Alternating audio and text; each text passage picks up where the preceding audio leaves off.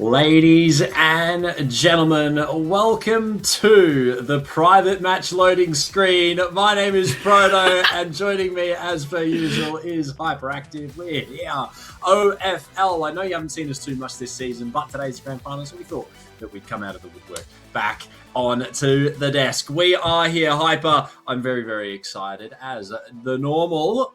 How are we feeling? I'm feeling good. Even though it's going to be quite short and quite impactful for this finals, it should be quite interesting, taking account, of course, we've just had the top 16 compete in the Grand Major qualifiers in the first circuit, so that also brings a little bit of spell of excitement into this as well. Congratulations, I believe it was the Capybara Armadas, Weekend at Bernie's, who made it through into the top 8. So congratulations, we've got Australian representation. Let's go.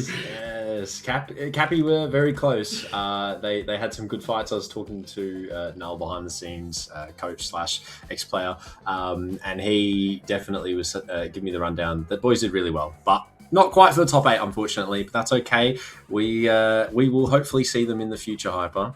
TBD. But yeah, tonight it is a very straightforward run of the mill game. We have got a single best of 5 for you for our grand finalists of OFL. Unfortunately, Not Fast and 6-7RS withdrew. So we went straight from upper bracket winners to grand finals because obviously we only have 2 teams. So Weekend at Bernie's will be taking on Capybara Armada. A little bit of a rematch apparently, similar to what happened in the qualifiers for TGM 26. But this time it's just a BO5, and obviously we have all the glory for OFL Series 1 on the line, Hyper. We've got a best of 5 head-to-head, I believe, obviously. So what are we thinking going into this? Anything special, or is it just going to be business as usual? We haven't seen too much this season from each of the teams, so we don't really have too much to go off of, you know, whether they've changed comps and whatnot. But I know that Capybara did have a bit of a rough one last season, just missing out on playoffs, if memory serves me correctly. Well, I think we're going to have to take the most recent event as kind of leverage to what we're going to expect. And if that's going to be the tale, then you have to lean towards Weekend at Bernie's to say that they may do it. But I think you've pointed it out that these two have been fighting each other for, well, since the game has started, really. These two are very happy to almost goes from one side to the other. So you can't rule out Armada to step up and take this win. So I would love to see this go to all 5 maps. I feel that there is a potential to go the distance. It's whether that momentum has shifted Capybara Armada's favor.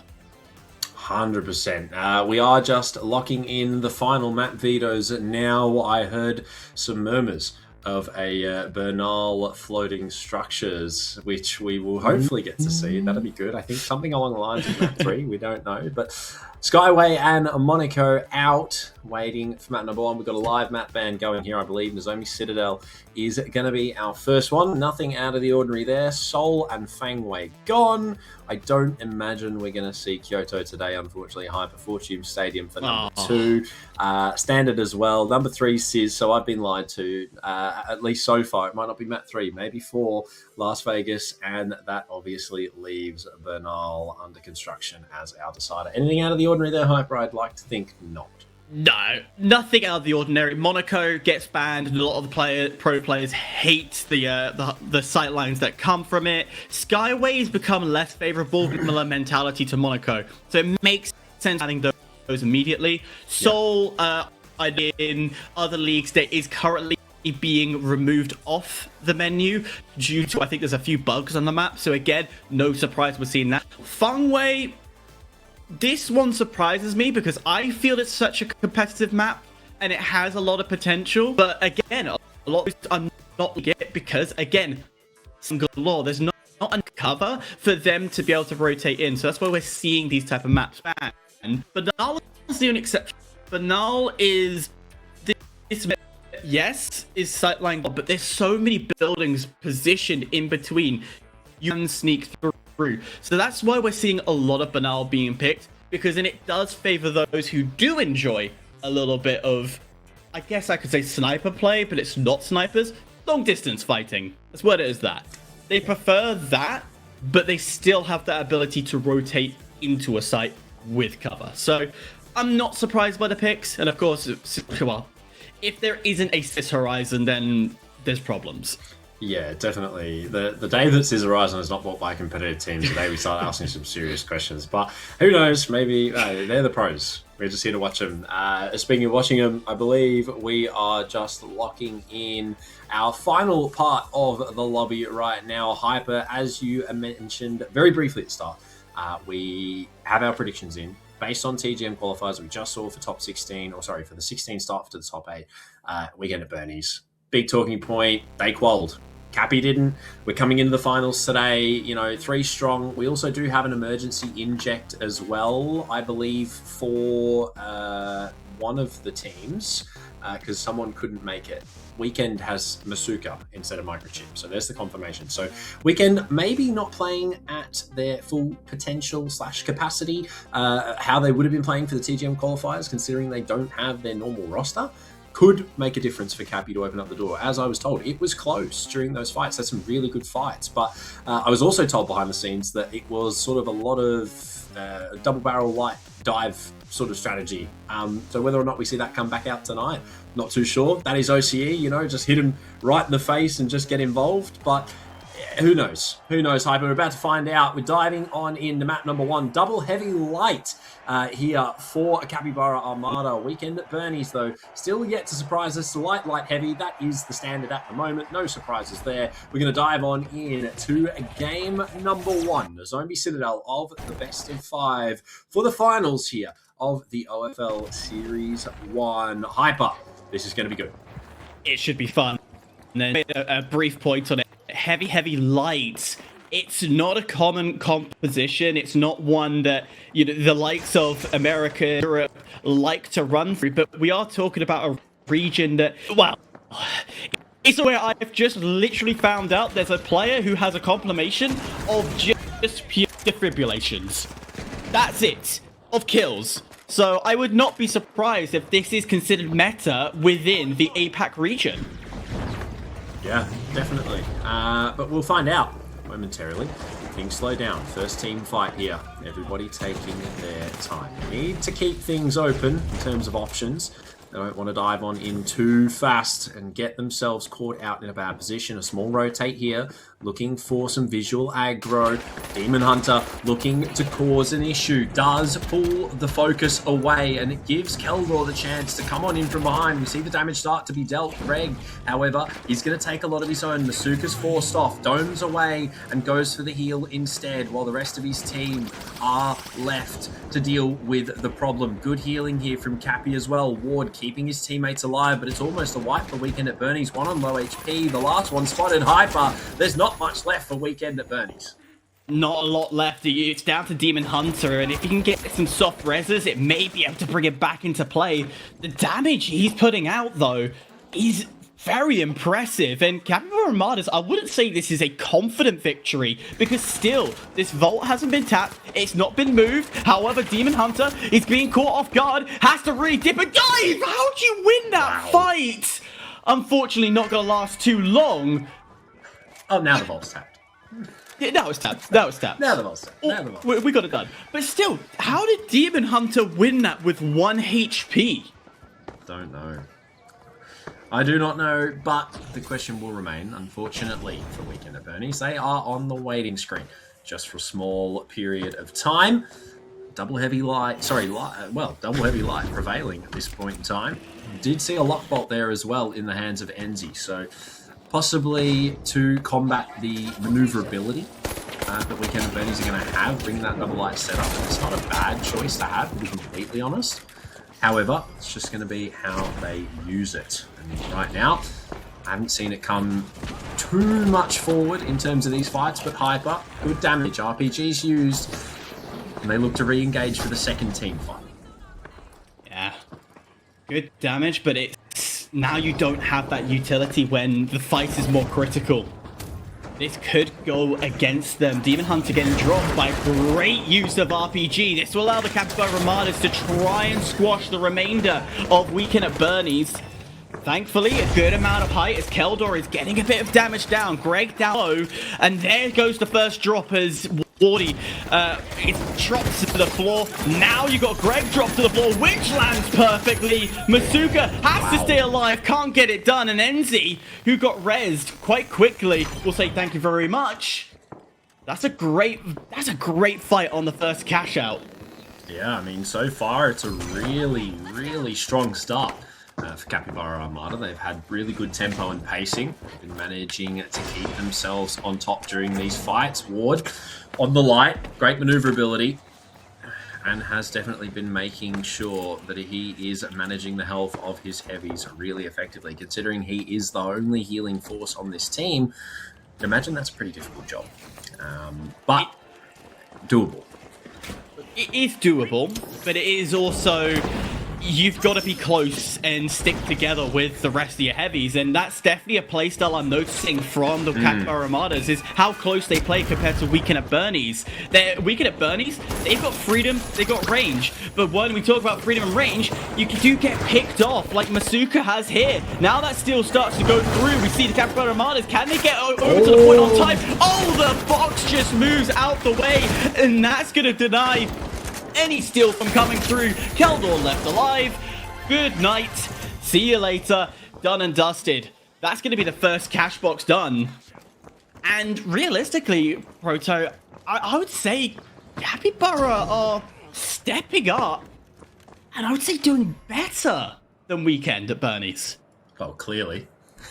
Sorry, I had to put that out there. Clearly, first box is there. You know, let's go. Yeah, I mean, mate, clearly, right? Yeah. Clearly, yeah. We could. But you've known me for a while. You know I'll call against the scoreline if I don't agree. This is why we pay him the big dollars, ladies and gentlemen. Anyway, first fight, great. Capybara Armada. Honestly, we didn't expect much different. They're a great team. They always have been.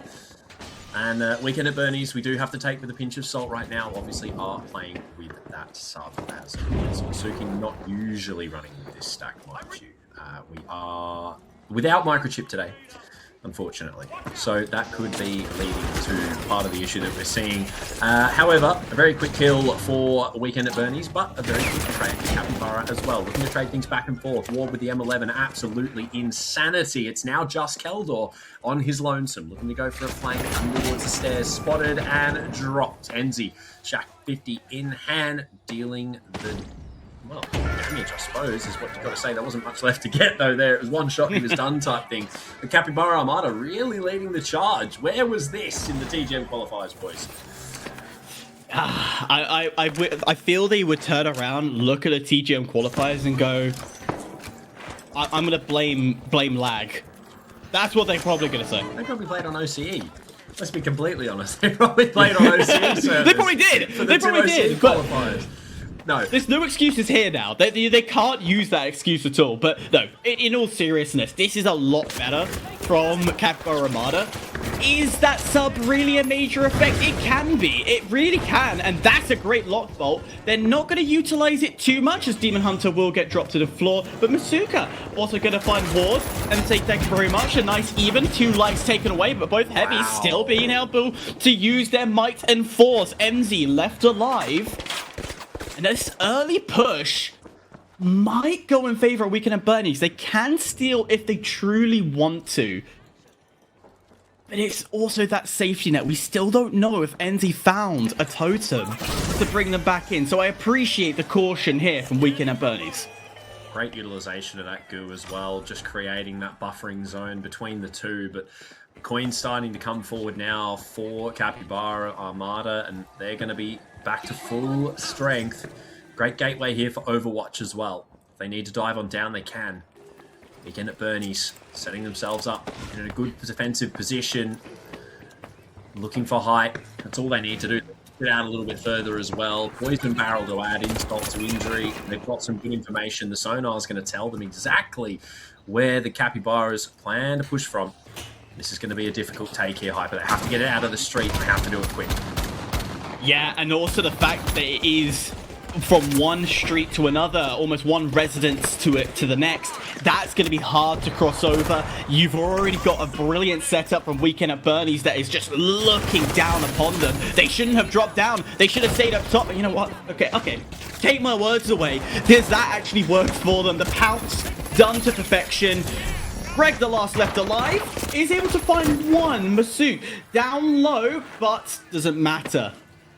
I will quickly iterate. I would have preferred, in my coaching mindset, for them to stay on top of the building because they could play time. But hey, that pounce worked brilliantly. They got the kills, so hey, we don't complain. We like a little bit of gunfights here on the desk. Yeah, you also don't necessarily have to if you've only got like 3 seconds left on the cash out. You can go for the monkey. It's sort of, you also don't lose cash in 3v3, so it's not like you're getting a white percentage loss or anything like that you can do in cash out game modes. So I guess they can sort of have a little bit of fun, get a little bit silly with it. But speaking of silly, going across that zip line while you got lights above you was definitely an interesting choice. It hasn't been one that's hurt too much either, but they are making do with what they can. Ward takes a lot of damage in the process. Ensyy looking to cut off any rotates for a possible push. But look at this, the flank. Masuki found himself in a great position. RPG doesn't quite connect. Gets some D50 damage on the ward, but it's not enough. A flank could have gone nuclear, but unfortunately did not lead to much. Vault 3 yet to be tapped, and things die down as everybody goes to resell. I would consider this turning into an ego chow. There was an opportunity to open up this vault so then immediately you can rotate off, because the first fight we had onto the vault, we had this similar situation where it became a stalemate. It became a game of how much damage can you do, and then from there you have to then tap the vault and you get to the cash out, and well, you have to fight again before it's even plugged. And for me, when you're fighting like this, I appreciate you don't want to tap. It gives away your position, it gives away your location, but you're wasting time. You're giving them an opportunity to go wait 30 seconds for that thing to go through. The other thing that we need to take into consideration as well, you've got a HLL lineup. Not only are they not fighting, but you've got gateways. You can just gateway down the box and disappear. Glitch is going to get rid of it and ultimately force the issue. If you want to drive them out, cause some visual aggro, pull them off that position that they might claim into Weekend at Bernie's, get them off the high. You can do that. So many RPGs I have noticed from Masuki today have not hit as well. Got to highlight that. You've only got one running the single heavy. The Vault Tap finally comes out now, though, from Weekend at Bernie's. Ward's locked in on one. He wants Demonhunter out of the equation. Unfortunately, he's not going to quite find. Weekend at Bernie's have tap now. They lead the charge. Very important you win this fight. Look how close these cash outs are in the background. And there's the first pick. Demonhunter dropped to the floor. And all the K-pop fans are going to massively enjoy this. You're welcome. Just like that, one fight and they move away. A soft reset having to come through. Weekend at Bernie's staying out of the line of sight. I honestly feel there should be a bit more pressure at Capybara Armada. A little bit rough for Masuki as well, I've noticed today. A lot of RPGs, missed opportunities. The Winch Claw there to try and grab the totem didn't go through. You missed that as well. Like, just small mistakes, but that are costing them time and ultimately cash when you think about it. Yeah, the real term of what we're actually watching. That RPG hit, though. Greg takes a fair bit of damage. Lockbolt has grabbed one. Masuki's now forced into position. Winch on down as well. Absolutely put through the ringer. He's taken out quickly, and it's now just the two lights. Not much left in the HP pool there, especially going up against two heavies. That Shack 50 can cause lots of damage, but it's not that they have to worry about. It's Ward. He's chasing. He's hungry with the M11. Not enough bullets, though, with that recent nerf to lock in that final kill, but Keldor's going to get away for now. Ward is chasing. Good off and healed up. He will choose to disengage. It's probably smart. Vault retrieved by Weekend at Bernie's as well, and this is how you play 3v3s. Force them after that vault if you can, but get any freebies that come to you. I don't know how Ensyy can get that, sorry. That was close for Keldor. That's a lot of coins taken away. Masuk, I believe, has got 2 or 1 coin left. I think he's on 1 coin, so he needs to be careful, especially going into this final fight, because again, we're getting stalemate after stalemate. Fine, we get this run going to win, and this is going to force a lot of rotations to come through, and we're into this phase of the gameplay. This is a brilliant position from Demonhunter. Get some information, slow things down, and then go for the rotate off. Yeah, ultimately, what needs to be done, just the poke damage, and that's all it is. Especially playing with 2 lights, you have the ability to leave one out, and Nani are relatively unprotected. Especially with gateways and whatnot, multiple rotation devices, depending on the utility that you're running, you have to have those H infuses, you have to have the other sort of similar, you know, glitch grenades, etc. But then you have that one slot that is free for whatever. One necessarily always has to have a gateway. Then after that, I mean, we saw it across Ape Squad, we saw it across EMEA, Americas rather, you know, tracking dart, things like that. Sonar grenade's a great one that we're seeing utilized here. And that's just what's, I mean, look at this. Straight rotate over, glitch on down through, hits everybody. Oh. Great shots from Ensyy, mind you. Threading the needle, but a big RPG from Masuki. He's punished. He has to force on back. H-Infuse are keeping him alive, but they are absolutely shredding right now. Demonhunter goes down. Masuki's pushed away. This is going to be a relatively free steal. Ensyy is hurt by the C4, but clears it with the explosive barrel. Healed up by Ward, and that is how you do it. Class is in session, ladies and gentlemen. Take notes. There are coins. I got it wrong. There's 3 on Keldor, 3 on Demon. They're going to have to use it, but now you're looking at the time. You're looking at about just under a minute left on the clock. And even though that feels like plenty of time, you've then got your teammates, you've got to rotate over, you've got to somehow work out what Capybara Armada is, and then if you take the risk, you got to then pounce onto point. So do you engage in the fight, or do you go for the steal? That's the 2 questions you look at. Instead, they're looking to go for a bit of both. Force them away, use a bit of that aggression to get a bit of space. The space is opened up, the steal's still going through. It's been flipped once again. Weekend and Bernie's need to now go and re-aggress straight back onto point. Capybara Armadas are there, but it's not going to go through as they get pushed off. That was close.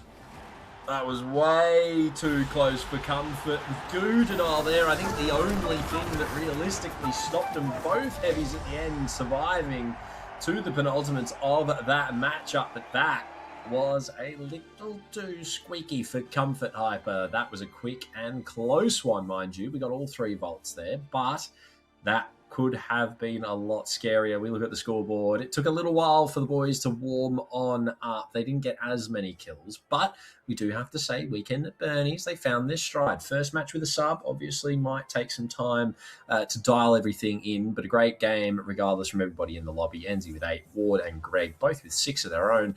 Masuki and Keldor doing relatively well as well. Look at the support scores, though. They are slightly different in highlight.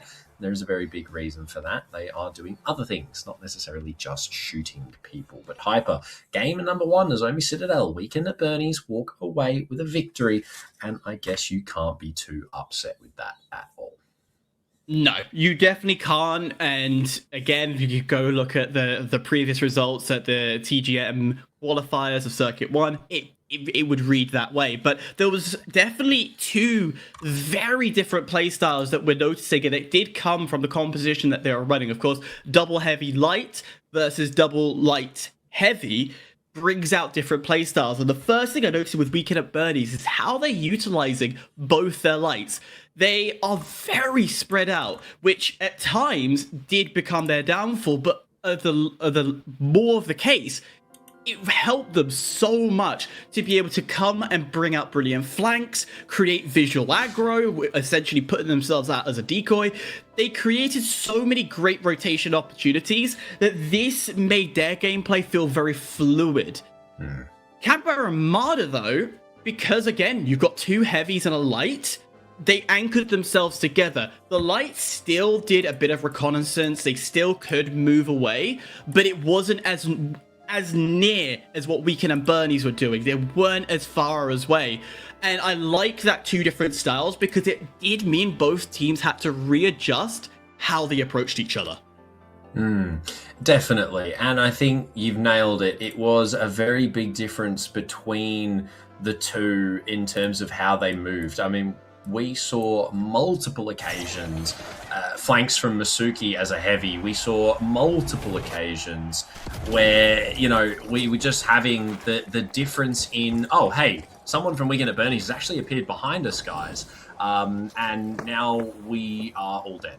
So there is a big difference, and that is why, you know, we saw them lose a lot of those fights. It's just they weren't quite with it. They were more, I suppose, dangerous on the battlefield.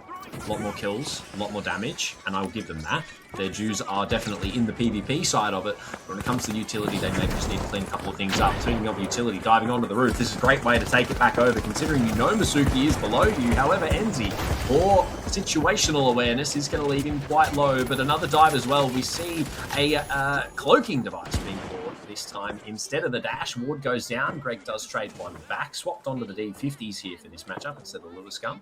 Now a 2v2. Heavies taking on lights and heavies with the soft reset coming in from Weekend at Bernie's Hyper. This one should be relatively quick as well, cleanup wise. It should be, but Ward has just been brought back into play, so you might want to take that back, Proto, because everything's just stalemated. Well, I say that, but if Demonhunter wants to fall off the map, that's it on his own account. And Weekend at Bernie's, the wipe's gone through, but Ward, can we talk about how you killed yourself? He just, how did that go about? It's charity. It's charity. Trust me. This is the revenge arc that they're going for after the game number one. A good scoreline after the first team fight. Arguably, obviously, Weekend at Bernie's losing out on that one, mind you, considering they were in a pretty good spot halfway through that team fight. But we go over to Hospital, one of the hardest places to take on Fortune. They actually even tried to change it. That's how difficult it was. Demonhunter is going to make it across, though, and get the gateway in for his team. That is huge, and it's going to force Capybara Armada to rotate straight on over, because they are going to be dealing with three very quickly here. Gateway to get out. They've already been spotted, though. They know that they've made their way over. Now they look for the re-aggression. Good glitch barrel. Doesn't actually connect. But it's in the right spot. Capybara Armada now forced on to the defensive side of things. You do have one member here, though, coming for the flank from Weekend at Bernie's. He's been spotted and dealt with. Hyper. This is a good setup, but now the cash out's good. Again, a fantastic visual aggro to allow time for the steal to come through, but it compromised you dearly. You're out of light, and Keldor's left alone. There's nothing here that really is available to Keldor to deny the steal to return back to Capybara Armada. And I would probably say that play, as much as theoretically should have worked, have been perfect, you just wanted Demonhunter to stay alive a bit longer, so then they could fight and help to avenge his death in a more fashionable manner. But hey, that's life, that's the way it goes, and they quickly get back over to Hospital without too much problems, so they can go for one last fight for the last 30 seconds on this cash out. 100%. Something to highlight as well, Keldor's actually running gas grenades, so they do have some form of Null in pocket, but that's not going to matter right now, especially when Masuki is being punished the way that he is. Ward's absolutely rinsing him. Greg finds one with the RPG. It's now just Demonhunter. Swapped over onto the M11. Does spot Greg. It's not enough to find a kill, and it will go through for the cash out here now. They're just trying to lock in kills for the full wipe if they can in time. He's going to get one for his trouble. Will he get away? He's dancing on round. How's he still alive? Demonhunter's in the rubble, but he's finally taken out the full wipe for Weekend at Bernie's Capybara Armada. My. I swear, every time we hop on to Demonhunter, the movement from him, I'm just impressed.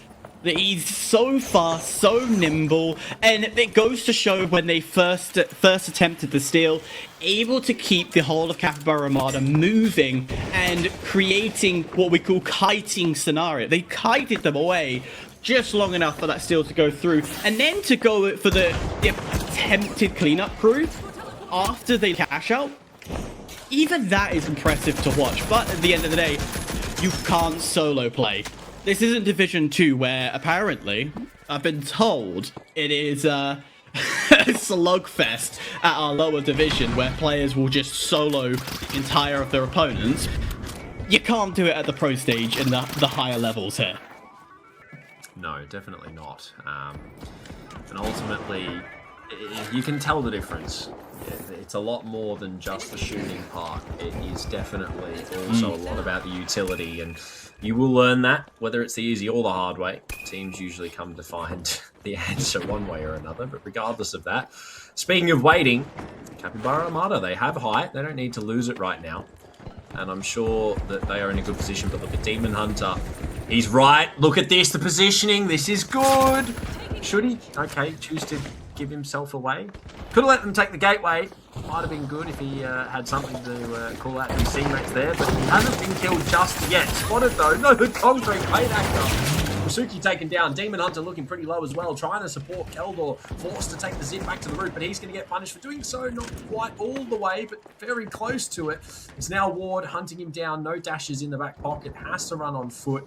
And they're just trying to lock these lights down. The regen comes out a lot quicker, though.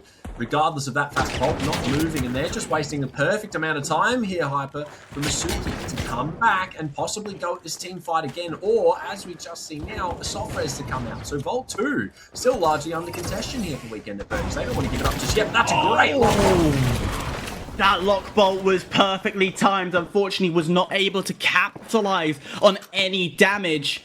Vault, by the way, has been tapped. It's opened up. So this is just a case of get 2 down and then you can rotate, or get the full wipe. One of those scenarios have to go through before we see any movement of this Vault. I say that. It's on the move. The Vault's on the move, and we still got a 3v3 fight that can ensue. And now you go for a hunting ground, like a clay pigeon shooting. And thank you very much. I'll take the free now. Masuki left all alone. You don't leave your heavy unguarded. Wow. You have to protect them with all your might. Down to Demonhunter, and that was the mistake. Rotating when you have a full team looking at you. Not the right call. Come on. No, they tried to get out for something, for some kind of play. They wanted to get away with that Vault if they could, you know, draw the attention away from themselves. And unfortunately, that plan did not work out, Hyper. They were, as you said, shot down out of the sky. Javelins inbound and dropped. Totems, nonetheless, reduced to coins, and are now coming back for an attempt at Vault 2 here. This is cash out number 2 of 3 possible in this 3v3.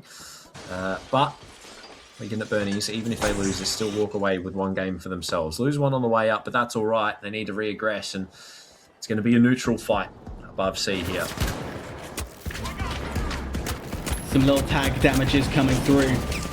Not enough to force the collapse. But again, look at Demonhunter. We talk about this recomposition.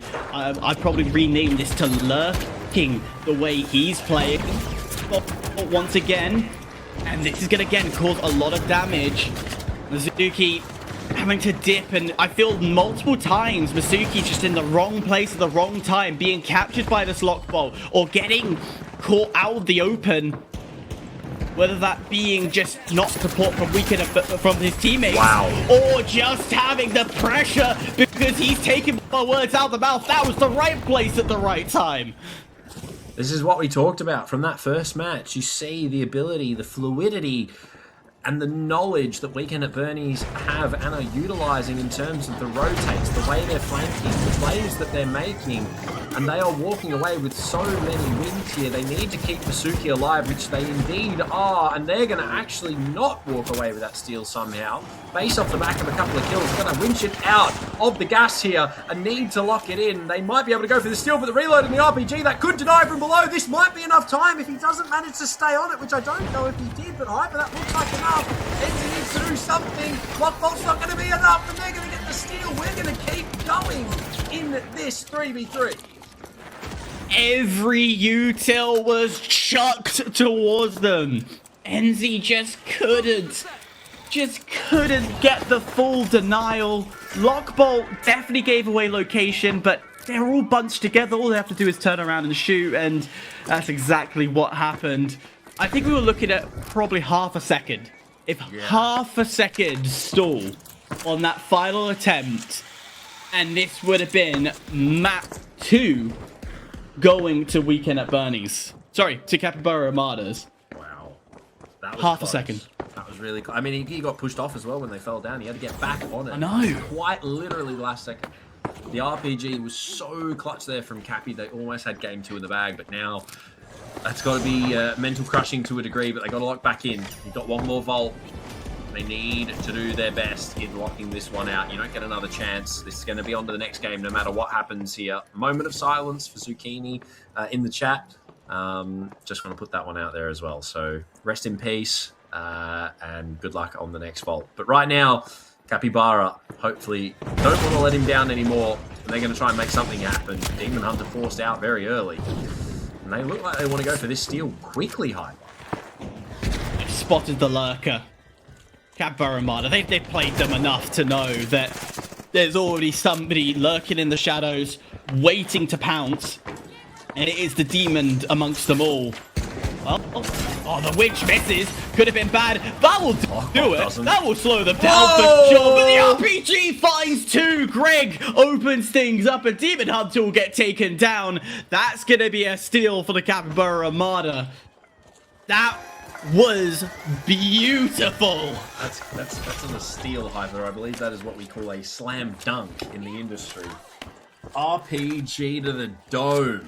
For 2, Greg, an amazing shot there. That is what Masuki has been trying to do with the RPGs this whole game.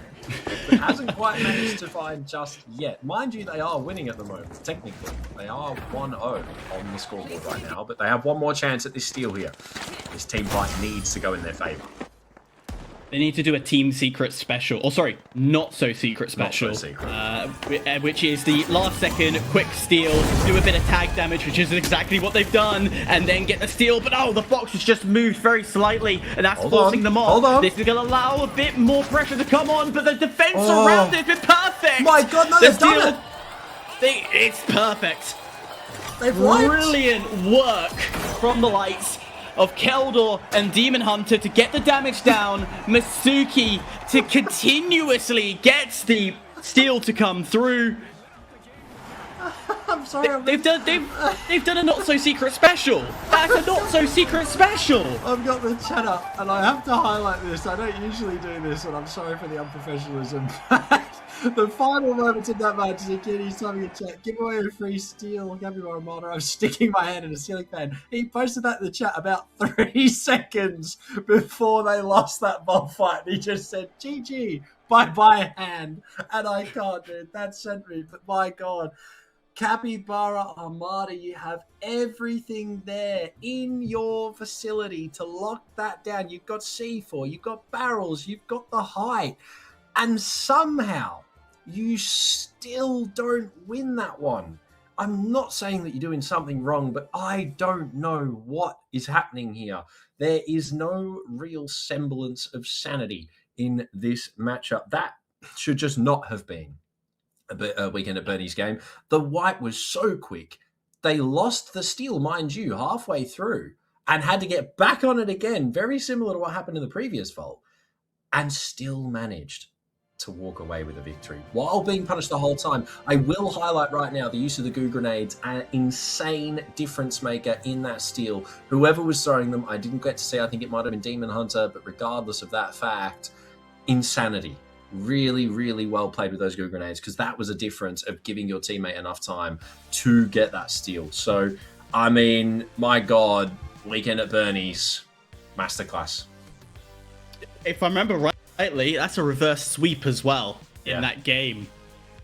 Capybara Armada came out really strong. It almost felt like they had conquered what was this lurking strategy that Weekend at Bernie's had put forward.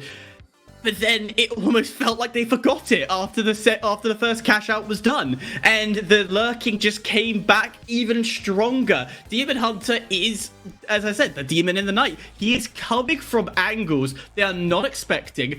Their heads are Armada's heads are on so much of a swivel that they aren't sitting on point as much, which then pulls them away. They're taking so long to get to the point that the steal will then come through, and and Bernie's just say, all right, fine, if we got the point, we have upper hand here, and we just need to stall from here onwards. Yeah, I will highlight as well very quickly, just before we dive into Game 3, Sizz Horizon. Ward, I do want a little bit of a sort of spotlight on him right now, and I'm not saying that anyone on Capybara Armada isn't doing as well as him, but the fact that he is the only light and constantly being targeted, the amount of times I have seen him survive gunfights where he can manage to get away, weasel his way out of trouble, he's playing his position really, really, really, really well. So I do want to highlight that for anybody who was curious as to, wow, why are Capybara Armada, so bad? They're not. They are getting caught out. Unfortunately, sometimes out of midair, like Ensyy was there. Greg, oh my God, reduced to nothing in seconds. Ward finds one. Speaking of the man, the myth, he's going to get two. Hang on, ladies and gentlemen, he might be in. No, Masuki, he's ruined the run. And unfortunately won't get all three hyper, but that is exactly why I was highlighting. Yeah, you gotta take away. He is nimble, he is fast, and I understand why you're gonna take it away. Talking of targeting, really that targeting was because they knew that Ward is the only one with heals. That has now changed. Capybara Armada allowing Ensyy to change to medium. So first of all, we get an FCAR in play, we've got the defib in play, we've now got more critically the heal play. So this is gonna open up Ward. I said that one already. Chill. Good.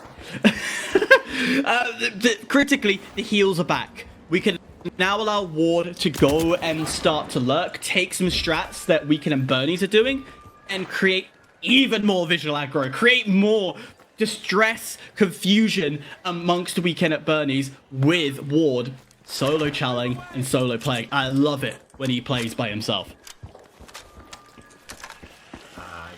Yeah, that's a Vine Boom eyebrow raise on that one. Capybara Armada, though, switching it up. You don't see many teams doing it between games. I mean, very, very rarely. But a medium is not a bad idea. They are struggling with keeping people alive, I feel, especially having that heavy, on top of that, just constantly going down due to the fact that you have got so much DPS in the hand of Weekend at Bernie's, and we are seeing that right now. Playing Demonhunter coming in here, he's probably going to get one, or at least very close to one. I mean, the fact that he's able to run around like that, it's ring around the rosy. Keldor's good for one. They're going to find a second here, and now it's just Greg left to his own devices. This is a very strong start compared to the previous two matches. Hyper, the first team fight, always going in favor of Capybara Armada, mind you, prior to this. Now it's Weekend at Bernie's, finding their stride in Game 3 here. Very big difference maker. I remember, right, it's been reverse sweep scenarios on the last two games. On the Zomi 2-1, again, Capybara Armada started and got that first cash out, did that bit of upset, and then at Bernie's went 2 in a row. Same with Infortune that we just saw. Started with Capybara Armada getting that at Bernie's coming back.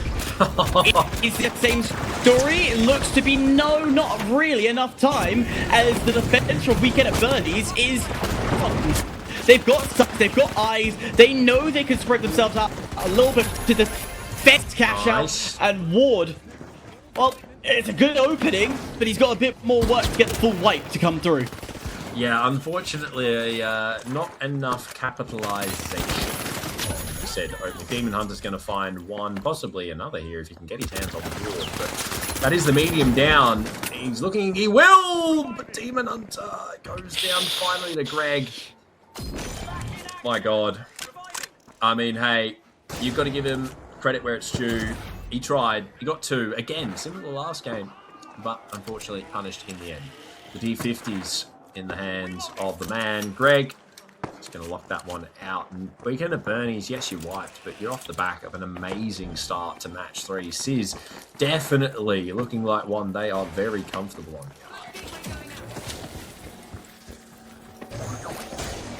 A little bit of a rotation will come through.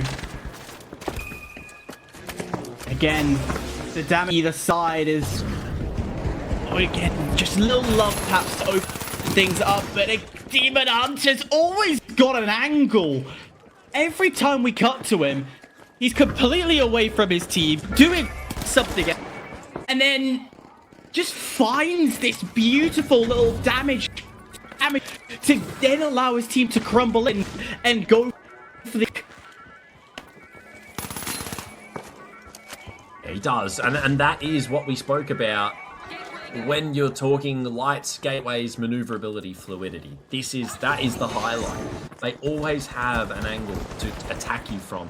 The other thing I will highlight as well, they, very interestingly, mind you, chose to actually not tap that vault. He could have tapped it while he was downstairs fighting whoever it was. I think it's Ensyy possibly, I can't remember exactly. But regardless of that fact, they could have gone for that fight, but they didn't. Now, Masuki, he knows there's one close by. Okay, don't worry. I thought he was going to maybe get one there. Trigger discipline was almost cold on that one, but the RPG not quite doing what it needed to there. That was almost cold. It was going to be perfect because there was also a C4 down. Well, that would have created a trap. Yeah, and it should have happened, but it didn't in this case. Keldor will be able to get Ward down to the ground, and Demonhunter again from this. From another angle, once again, I don't think we're ever going to end with him not taking a different... Greg down has to find a little cover, has to run away. Now time for the hard reset to come through.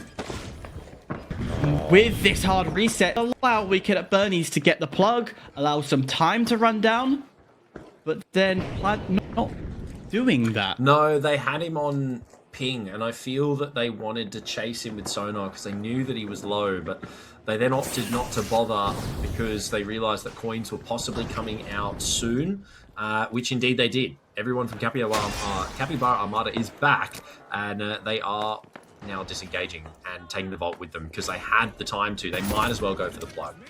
And there you go. So I can see why they did that. They knew that it was only the one, considering that they got him on the sonar grenade and they knew that he was by himself. But then they probably figured, hey, coins are going to come. There's no point staying. You know, we can chase him. But, you know, what are we to do? Mind you, Ensyy out of midair, caught and punished. However, Greg does get one back of his own. So they are trading blows here, but it's straight on for this revive, or at least an attempt to, as Ward looks to cause problems, but he's going to be punished as well. And once more, he's just playing the runaround game, trying to get his team back into this fight. Unfortunate for Ward. One person above you, one person below you, and just stood on the stairs. It was a certain death indeed. In this scenario, I'm a little surprised to see that Weekend and Birdies are keeping the cash box up on that top floor. Normally, you'd want to winch that down, put it into the alley. I think they have now. So they have, yeah. Great to see that they have done that. And the risk from playing it where they originally had it is that you start to see players drop it down, bring it to another floor, creates chaos rather than having it in the alley where it's sightline. And now Capras have to engage. They've got to fight because Weekend at Bernie's will hold height no matter what. I say that, but that is position where they could, if they want to, win shores. Stall will go through, so pushes the Capybara off. And this is nice little pop plays from Weekend at Bernie's here.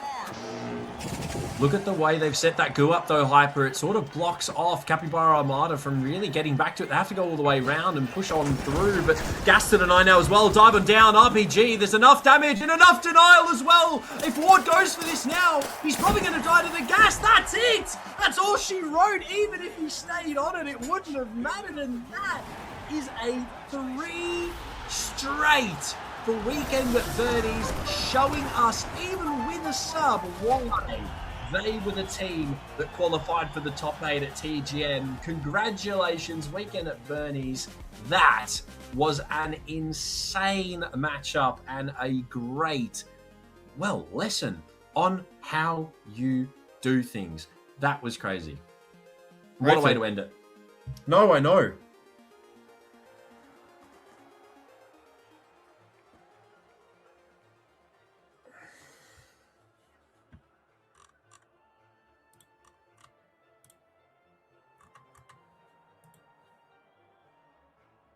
Confirming, yeah, here we go.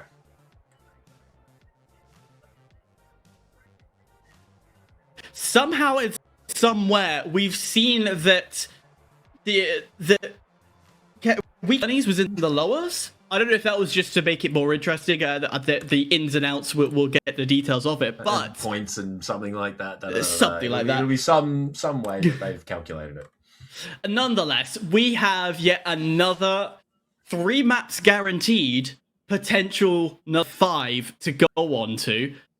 I'm looking forward to this. I'm looking forward for another round because, let's be real, and I will be very honest here, it's not like it's a walk in the park for Weekend at Bernie's. This isn't an easy, straight domination, 2-0s across the board, and not with confidence. Weekend at Bernie's are having to adapt. They're having to think outside of the box. Is there a heavy use on Demonhunter? Yes. That we've talked about this God knows how many times. There's a heavy use of him lurking that is brilliant. But now they've got to keep that going. They've got to make sure that they don't allow Capybara Armada to adapt one more time and steal maps on them. Yeah, definitely. But they get another chance here. So this was essentially a qualifying, if you will, for Weekend at Bernie's, considering that they finished under Capybara in the week plays, which is ironic considering that, you know, they qualified for TGM and Capybara didn't. But this is sort of a breakdown here. So you just see they won 12 out of the games instead of 14, or cash outs rather, sorry, instead of the 14 that they could have won, or ultimately less, should I say, rather than whatever for Capybara Armada. So they both won 6, but the cash out side of it, the actual points that they calculated is Weekend at Bernie's are lower. Also, highlight real quick, Division 2, Genghis. That seems a little bit unfair, possibly a promotion to Div 1 next season. It's 11 wins and 22 cash outs. Yeah, that's pretty good. But regardless, we're not focusing on Div 2 right now. We're on Div 1. And yeah, so that then triggers the reset, which essentially means we play it one more time due to how the points work out. So as much as they did just win, yes, congratulations. We do understand why you qualified to TGM based on how you played so far, but you've got to do it again. So now we're going to get them doing it all over again, which is just because they lost a couple of cash outs a couple of weeks ago. So anyone who is confused should now be caught up, and essentially we will be getting ready to go into the next set of matches. Hyper, that first one, 3-0. Thanks very much. Very, very quick and concise for Weekend at Bernie's. The first couple of games a little bit rough, but that last one there, I mean, they're in full stride. They've hit flow state. Not too sure how we're looking if you're a Capybara Armada fan going forward to this one. But mind you, based on what we've just seen, yes, there were some good moments, but ultimately not many great ones with 0 rounds on the board. Yeah, this definitely wasn't a map for Capybara Armada. It did not feel like they gelled well. Of course, the biggest note from Capybara Armada is their change of setup. They went and put a medium into play. Ensyy switching over. Could that have affected a lot? Yes, it can do, but at the same time, if you are going to make that change, it's got to be one in confidence. You've got to know that works. So are we going to see that? I guess the question I ask you, Proto, is are we going to see that medium staying, or are they going to revert back to heavy light, where they know they've been able to push Weekend at Bernie's at a 2-1 state rather than the 2-0 state that they had in that last map? I feel as though the medium didn't make much of a difference. We didn't see many defibs. I mean, we maybe saw 1 or 2 because the chance wasn't there. Ensyy was often first focused in majority of gunfights. We saw him winched out of the air. We saw him punished on flanks. We saw him essentially targeted like no tomorrow. Same as Ward in the first couple of games on that light. The target acquisition for Weekend at Bernie's, they are very selective. They know who they need to kill. They know who has the utility they don't want to deal with. H-infuses, gateways, things like that are very helpful, they get rid of very quickly. And we saw that in that last game there when the medium was present. Ensyy didn't really get a lot of play time. That FCAR didn't get to sing, and the defibs didn't really get to sort of do much. And that is the difference, I think, that's setting the precedent between these two teams, is that Weekend at Bernie's are managing to deal with the things that can cause problems before they cause problems, and that is ultimately what you want to do, and they're doing it perfectly. Capybara are yet to win a single map, and now we're going into the forced reset. Another 5 matches, what's going to come from it realistically speak for themselves. I do want to point out as well, because there's a few things that I noticed from Weekend at Bernie's that they were doing that Capybara Armada's wasn't, and one of them is map positioning. When it came to that after rotation, a lot of the time I questioned, oh, why aren't they moving? Why aren't they moving? But looking back and kind of thinking in my head, it's like, hang on a minute, no. Weekend at Bernie's are being quite smart in the sense of their rotation. They're delaying, they're making sure they're 100% on safety of movement. When they do move, they're sending a light out front, the heavies in the middle, and the lights at rear. And that light is that still managed that is slow down Capybara Armadas, so they can't get onto point. They can't do anything to fight back, and I like that. I like the fact that they aren't just on their rotates. And then finally, when they're in that defensive position, how widely spread they put themselves, but they get to each other, help one another. That is something I spotted that Bernie's are doing. That Capybara Armada, they had on the first two maps, but it was nowhere near. It's like we saw the pivot from, I suppose, the prevalence of medium. It's just the sheer maneuverability of light players now, with gateways, with breaching charges, with dash. You've got all of these options available to you, and teams are utilizing them in such a way now that allows them to just get around. I mean, it's all Weekend at Bernie's are doing. They are playing Null, but they're also playing the rotate game. They are constantly moving. They're never in one position for too long, and that is a big difference maker. And we're seeing that map after map after map. Constant gateways, dives on down, flanks. I mean, Masuki is a heavy. How is he getting behind a team and then disappearing back to his teammates? There's got to be a gateway. There's got to be some kind of rotate, and they are doing that perfectly. We are just getting the last set of drafts sorted for this next lot of games. I imagine, Hyper, if I had to put any money on it, I'd say that it's probably going to be pretty similar for what we saw in the first 5. I'd be surprised if something different pops up. There are common maps like Skyway and Monaco will 100% get banned, so no surprise. We're not going to be playing them.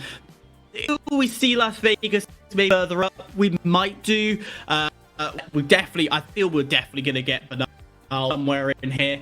Map 1, Cicerized. Am I surprised? I don't think anyone's at this point. Am I cis-prized? No, we're not. Oh, no. Sorry, guys. Sorry. Hey, it landed better than the one you cracked earlier. That's fine, though. Hyper, we are going to hear from him in just a moment. Apparently, he is having some technical issues, so we'll just get him to reload on in. Sol and Fangway go out next. Map 2. Looking for something relatively normal in the pool. Probably going to be looking towards that banal. Maybe a Fortune Stadium. Not too sure, but we will find out. We've been told this one's going to move slow. So we are just filling the air, and especially now while I'm doing it by myself, while Hyper fixes whatever it is he's got going on at home. Possibly some interference from the dirty bed. Map 2. Sorry, we've had a swap. Map 1 is not Cis Horizon. It is Las Vegas Stadium. That might have been a problem. Nope, it is Cis Horizon. It's not Las Vegas. I don't know what's going on with the graphic. Which one is it? Misinput. It's Cis Horizon. It is not Vegas, unfortunately. Banal is map 2 though, so that's good. We will have to go back to Cis, unfortunately, so soon. But that's okay. And then Hyper, I believe you're back now. I should be. Hopefully. All right, do some talking. I'm kidding, no. To be honest, again, the 4 that has been banned were the 4 that were banned last time. No surprise. Las Vegas, we're gonna get it this time, baby! Woo! We're gonna actually see it. We're gonna get some gambling. We're gonna throw some money across. Nozomi Citadel map 4, and this is becoming more and more a popular pick amongst EMEA, amongst the Americas as well. Teams are liking the rotation that comes from Nozomi Citadel. They like that there's a lot of cover, but also the defensive measure that you could create on Nozomi is fantastic because the different regions hold the little pathways, makes it hard to go across, but that's also the challenge and fun behind it, because once you're across, you've got multiple stories, multiple floors. I can see the attraction of Nozomi Citadel. Definitely can see that. Definitely, but you know what else seems attractive right now? 5-minute break, ladies and gentlemen. The players need a moment. We now know the maps. We've got everything set going into the reset. So what I will urge is everyone go grab a snack, go grab a drink, and get ready for the penultimate of tonight's games. We will move on into the second set when everyone's back. Give us a moment. We'll see you in just.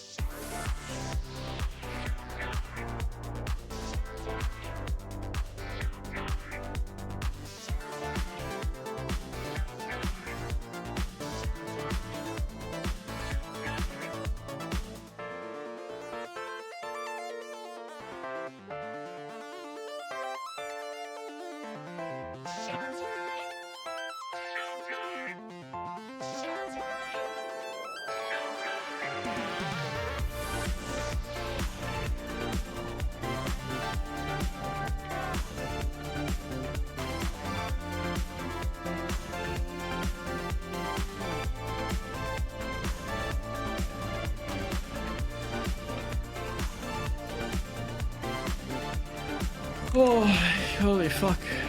Holy fuck, holy fuck, holy fuck.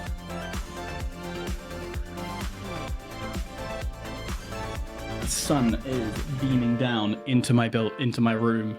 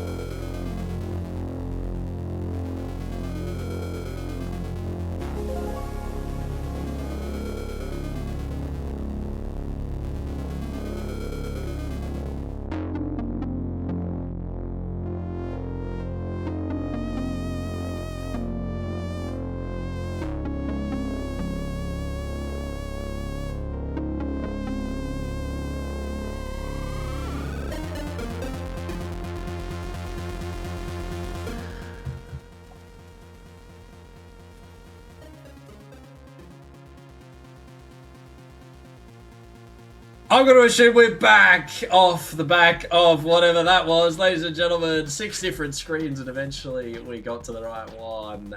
We are here. I asked a question, it didn't get answered, and then the screen started doing crazy things. So we're here, we're back, ladies. Woohoo! I think the teams are pretty much ready to dive on into this next set of the bracket reset. For any of you who are just joining us, essentially what we've seen tonight is a best of 5 that ended very quickly in 3 maps. Weekend at Bernie's walking away with it, but unfortunately, due to the fact that they didn't win as many cash outs in the normal gameplay season, the qualifying season, whatever you want to call it, they are unfortunately, they are now triggering a reset, which essentially means because they finished lower than second seed and first seed lost, first seed now get a second chance in essence to have their go at winning the grand final. So the game is about to start. Hyper, just before we get into it, is there anything that you necessarily would love to mention before we kick off?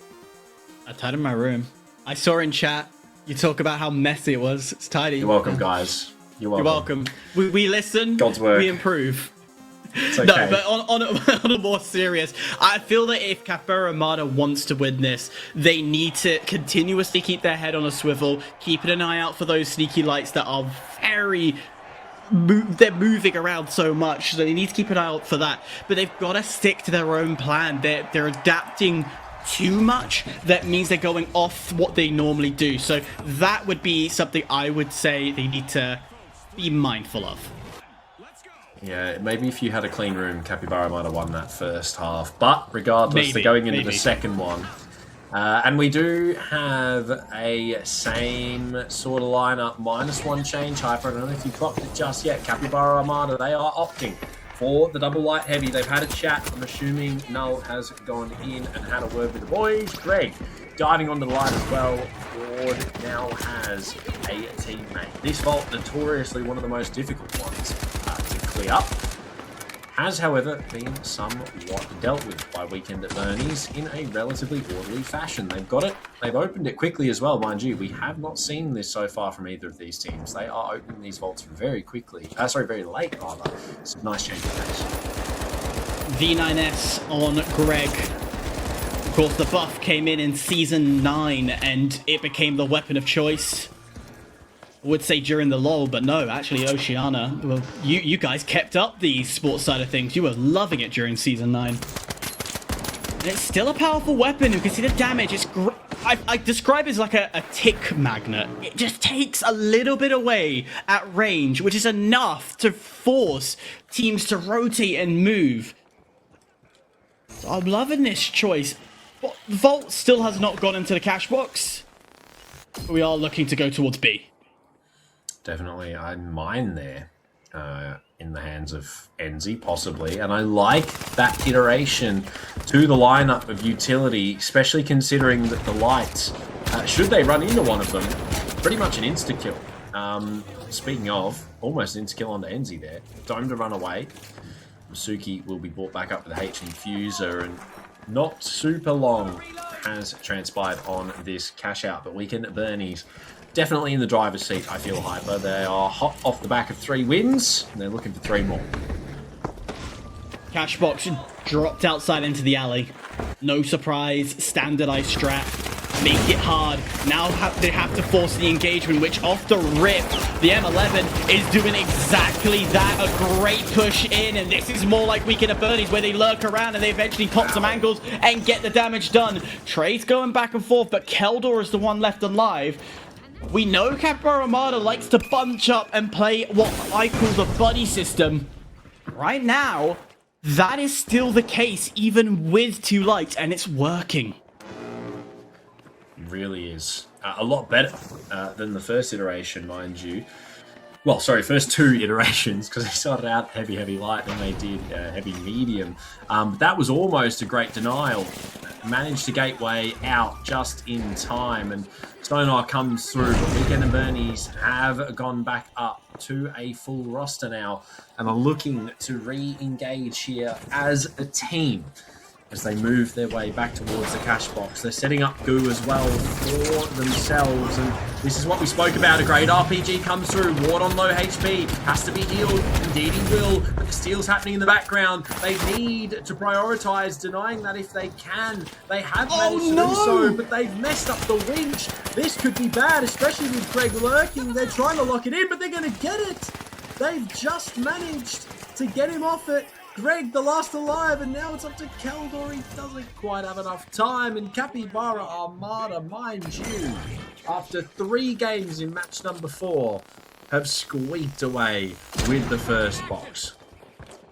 I feel if that pillar wasn't there, I feel there could have been a lot lot easier to box themselves in, get that steal. Yeah, they would have wiped at the end of it. They wouldn't care, but that pillar, I've been caught out by a pillar numerous times, even at this level. It is so easy just to get the wrong angle on the winch, and bang, it just doesn't go where you want it to. Yeah, I mean, usually how it works. What an RPG though. Greg and Ward both low. Ensyy forced back 2, but a little bit better than his teammates were. It's going to force the H-infusers early. They're not going to choose to aggress onto that RPG, but that was massive in terms of damage.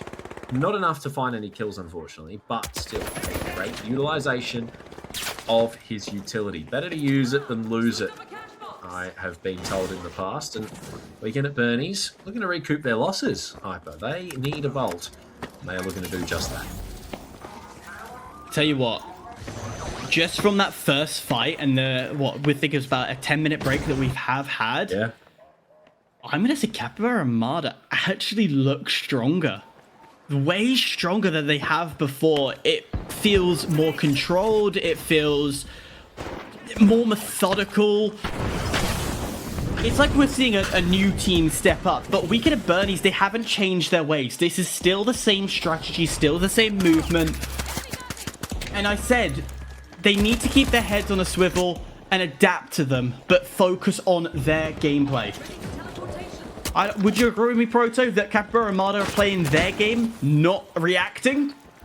Definitely seems a bit different play style wise, and it does appear to be working better for them. Mind you, the first few games we saw, it's a different play style completely. I mean, the double lights allowing them to get a little bit more aggressive. They have the ability to aim. Why wouldn't you use it?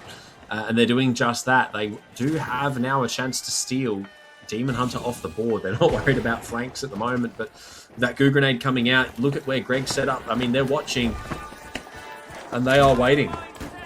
But they've opted to not go for it right now, and they've given the chance for the coin to come out here, Hyper. Have they now taken too long to the point where they may struggle?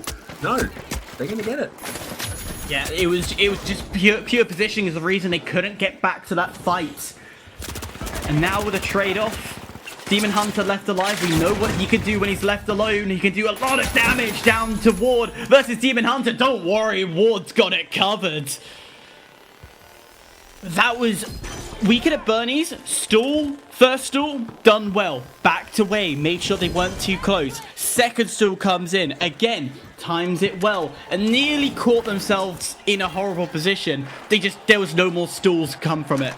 Capybara Armada, happily to say, are gonna take the first map of the bracket reset. Yeah, game 1. I mean, and a very strong game 1, mind you. We haven't had a 2-0 victory from them. Well, we haven't had any victory from them, mind you, Hyper. But a 2-0 nonetheless, compared to what we saw in previous games. I mean, we saw Sizz in the last one as well, and they got walked on it. So a big turnaround from them. And I think having the extra light with the ability to move around, giving Greg something that hits a little bit harder than a Lewis gun or a D50, definitely a big difference maker, and that is very evident, obviously, in the scoreline. 2-0, thanks very much. Masuki didn't even really have a chance to do anything in this game. 0 kills for him. Some good combat score, but not a great deal of much else. And that is a big highlight, considering he was a large driving factor in the previous matches. I tell you what, Masuki is hitting his RPGs a lot better. Yeah. If you cast your mind back to Nozomi on the original grand final, wasn't landing. There was a few questionable RPG shots that just didn't do anything, didn't contribute. And even I wouldn't have taken some of those shots, and that's saying a lot from me. But this time, they've been landing. He is, even though, yes, they lost, he is more impactful. Every piece of util has had more of a purpose. And unfortunately, Capybara Armadas, they've adapted brilliantly. And they are just, they're playing their game. I said it before. They're playing their game. They're not reacting. They're focusing on what they need to do, not how do we respond to Weekend at Bernie's. Yeah, and the other thing as well, I think that we need to take into consideration is HLL is the meta at the moment for a very good reason. There are obviously debates and discussions as to whether or not a medium is still relevant, but across Europe and all of America, majority of teams have rotated over to that HLL, and it is for a reason. It allows you to play such a different game, whether that be, you know, flanking, whether it be just the healing point alone. I mean, the H-Infuser has the fastest heal time in the game at the moment, and there is a reason that teams utilize that. It is because it is the difference between winning a fight and losing a fight. Yes, you lose the defib, but arguably that's all you really lose. A gateway can do the job of the jump pad. You just take it slightly differently, and you can place them anywhere to more specific positions even as well. You know, your team wants to dive on something for a jump pad, you might not be able to fit through that hole, but with a gateway, you sure can. And the lights have a lot more maneuverability as well, just in terms of the character model. They can go through the vents, which heavies cannot. Mediums can as well, obviously, but like, you know, a lot more utilization in terms of maneuverability, and that is why they are so strong. And not to mention the DPS, when you have players who can just disappear from fights like that with gateways or with dashes. We've seen Ward do it all night tonight. I mentioned that in the first game of SiS that we saw before. It is a very big difference maker when you have the ability to just disappear. Even if you only have 150 HP, it's very hard to hit something that's moving around that you can't necessarily hit, especially with dash, invisibility. You know, you can't see them as well. It makes it very difficult. So good that we're now getting some competition for Weekend at Bernie's, but Capybara Armada, I think this is the change that you needed to make 3 maps ago. Yeah, definitely the change. Medium, yeah, I agree with you. Definitely not prominent. I don't think it should be out at this current point in time with this season. As you were explaining it, I could only think of 2 teams that still run medium, and that's Five Fears and Take. Yeah. Those are the only 2 teams that could pop in my head, and both of them European. Yeah. Meanwhile, here in Oceania, I would probably say the Heavy's been the strongest asset for this region. It definitely feels, especially when we see teams running the double heavy light. Yes, it's not worked fully well for Capybara Armada, but that's because Weekend at Bernie's have mastered both of their lights. They know how to use it. They know where to situate themselves to use it at its best. Big question is here, do we see the LH1 coming out? Because this is a map where the LH1 flourishes. It is beautiful to use on this map. Yes, yeah. We do. Yeah, we do. We do indeed. Greg, opting to switch off the pistol and ultimately going for something slightly different. I do want to highlight, though, another team that we have seen recently that you were speaking of using a medium is actually Not So Secret. They did run a medium in the Classics finals for EU. Yes, they did. They did run it. We had Elix running it. So teams are at the top level as well. Teams are still running a medium. So it just depends, I suppose, on what they're comfortable with. You've got to remember as well, some of these teams have practiced extensively with these setups, more so than what is new. And that's just how metas work. As people come to fruition with things changing, they sort of change how they opt on playing, and that just takes time. But mind you, right now, I think Capybara Armada are very happy that they've made the switch onto the lights. They're leading a lot of these fights, should I say, arguably, a lot more decisively than they were prior, and that is a very good difference maker. Yeah, a lot more confident, a lot better handled. Now they're starting to bunch up together. This will mean there's a lot more firepower they can play off. However, we are going to see the first drop as the Weekend at Bernie's are going to really be punished here. Demonhunter, who is roaming and lurking once again, couldn't support at the very end. Capybara Armada, that's 2 out of 2 on this reset that they have won the opening fight. Yeah. I mean, they were always winning the opening fights, mind you, Hyper. That was the only thing that they were winning in the first 3 matches. They always had, bar that last map, they were winning all their team fights, and I will give them that. But look at this. I mean, a complete turnaround just by swapping over onto that light, giving Greg some more ability to get around and active. I mean, bringing the lights even on Ensyy is a good idea as well, because the mines, rather, sorry, it just insta-kills. If you hit it right, it insta-kills. You know, a little bit of damage off a gun, and then they hit pyro mine, explosion mine, whatever it might be. I didn't get to see which one it was, but just the utility changes. Quickly interrupt. Did I just watch 2 attempts of the gateway not land from Keldor? You did, and I'm not too sure whether it was maybe glitched. It could have been glitched. There it is. There we go. I was going to say, there we go. I don't know if maybe it got glitched and he had to wait for the reset, but whatever it was, it didn't seem to matter. They are now here and ready to fight. Valuable time lost, though. Yeah, no matter what that situation, it is not good. And sorry, I want to correct myself. It was Demonhunter who is running the gateway, while the other, Keldor is running the sonar. Box has been dropped 1 floor. If it goes further from that, it becomes a nightmare to attack. Winch. Gotta make sure you do it right, and it's been dropped. Is that a pyro no. or a barrel? Barrel. Yeah, not good. Unfortunate, but this is where the nightmare begins. Unless they can get the goose up and protect it, I mean, like so. We can see an attempt made, possibly, in the near future, but as everyone starts to dive on down, one from Capybara is getting involved. Keldor does take him out. However, Greg is going to be sent onto the waiting screen, but Weekend at Bernie's looking to get involved, but it's Ward from behind for 1, looking for the second. He's not going to get it. Winched and dealt with, but look at the HPs. Masuki's left alive, and Ensyy, the final, has to get him. The Lewis is going to shred through that dome. He's not going to be able to get the steal, but it's okay. They get the chance, they get the reset. Weekend is on for 20 seconds of waiting, and unfortunately, Ward running out of ammo there. That was the difference maker. He could have taken everyone out in that fight, but unfortunately, the lack of bullets, I need more bullets, he had to disengage. Well, I say that. He got smacked in the face by Masuki, but same. He could have made that happen there. He needed more bullets. Keldor held his own.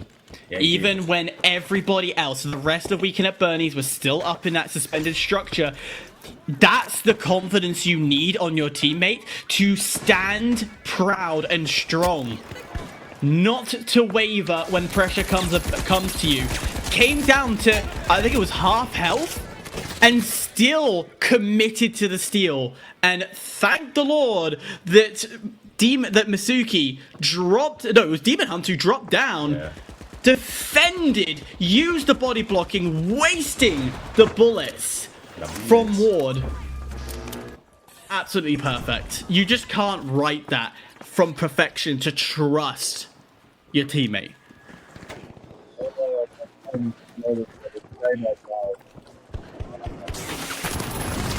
Good fun.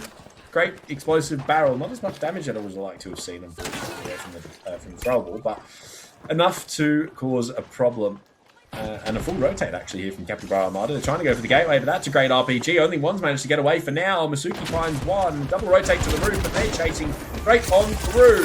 Looking for anything they can get. Ensyy punished. Greg, now the last alive with the LH1 in hand. He does find one in amongst the fray, but is he going to get any more? It does have invisibility, but no. It's not enough.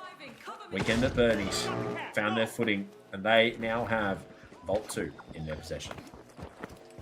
Almost a good slap back.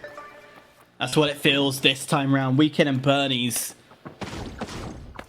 I don't want to sit here and say that Weekend at Bernie's is dominating or necessarily winning in terms of performance. Scoreline, okay, yes, clearly they are winning, but I actually would lean towards Capybara Armada is doing a better job at positioning, at the rotating. They've just had some unfortunate moments where they have tried to set up for a set piece of play, has just not worked for them. I do agree. I'm not saying you're wrong. The invisibility, the gargoyling, as we have, I think, termed it on Twitter, a great Winchclaw ward, hurt but not taken down. Manages to find Masuki. Keldor really punished here too. Forced off away from his fight, and unfortunately, not in good positioning. Greg is taken out, and it's now a 2v2.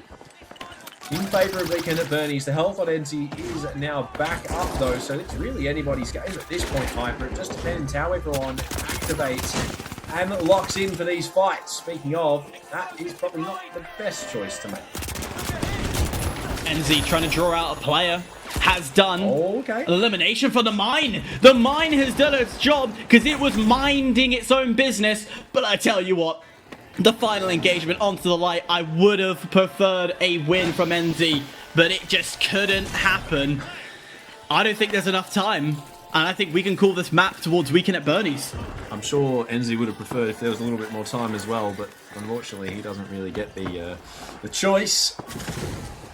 Not enough bullets in the Lewis gun there. Didn't really have a chance to do much. They're going to do everything they can, but yeah, Ward's going to be sniped off the face of the earth, and ultimately Capybara, it's GG go next. You got the first, second, not really yours, unfortunately, in the moment. I've got to give it to Greg. He ran it all the way down the middle, but ultimately not fast enough. Hyper, there wasn't much we could say at the end of that one other than Weekend at Bernie's locked back in.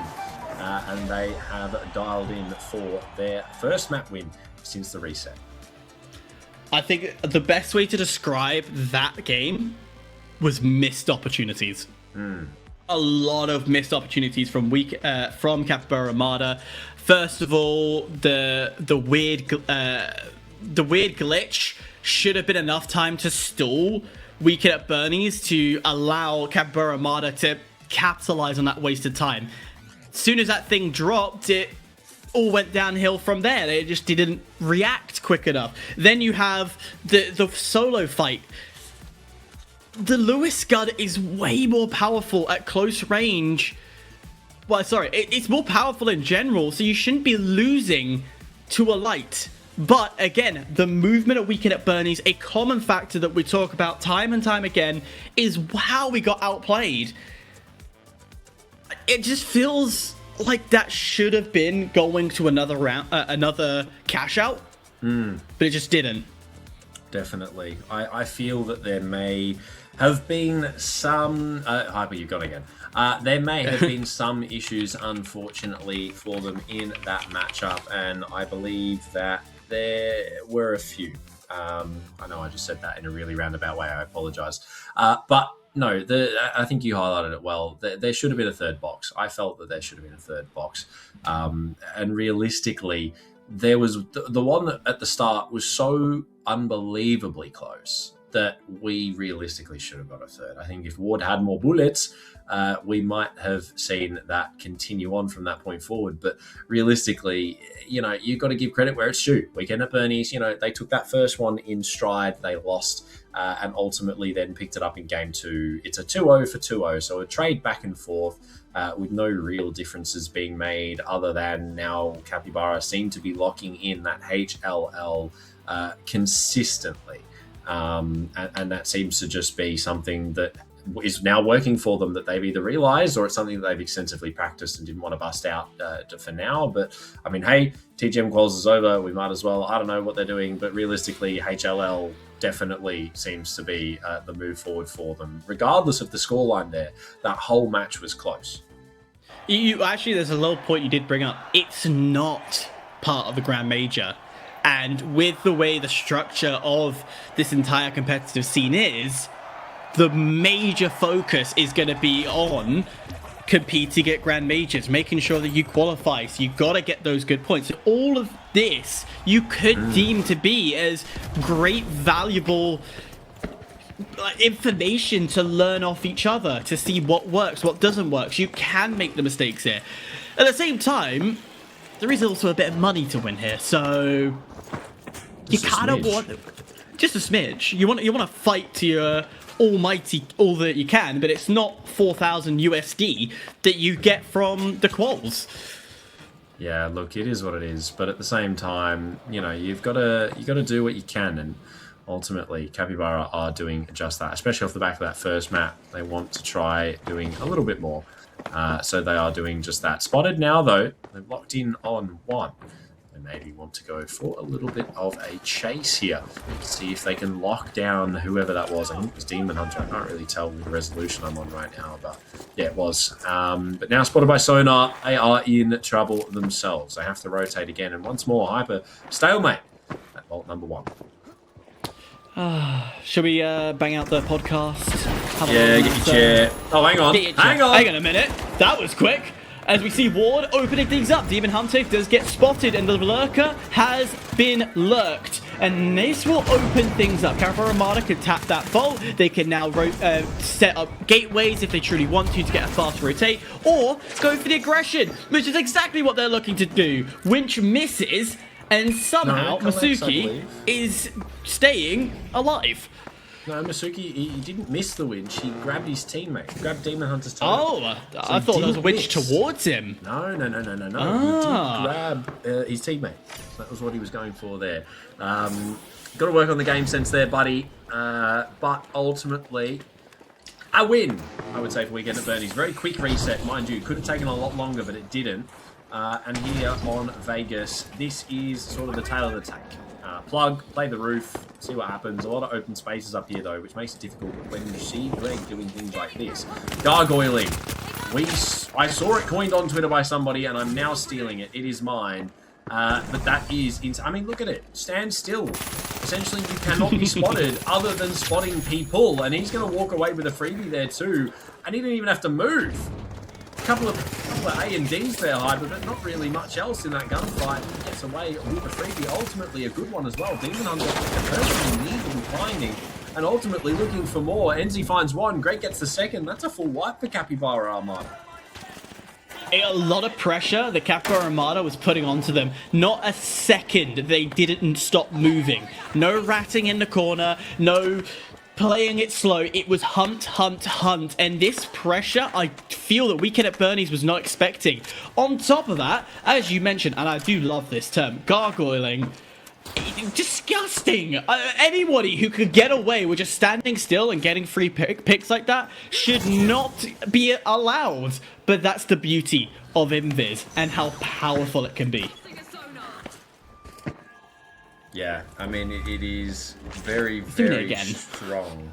Yeah, I mean, but why would you? Why wouldn't you, rather, sorry, if it's working?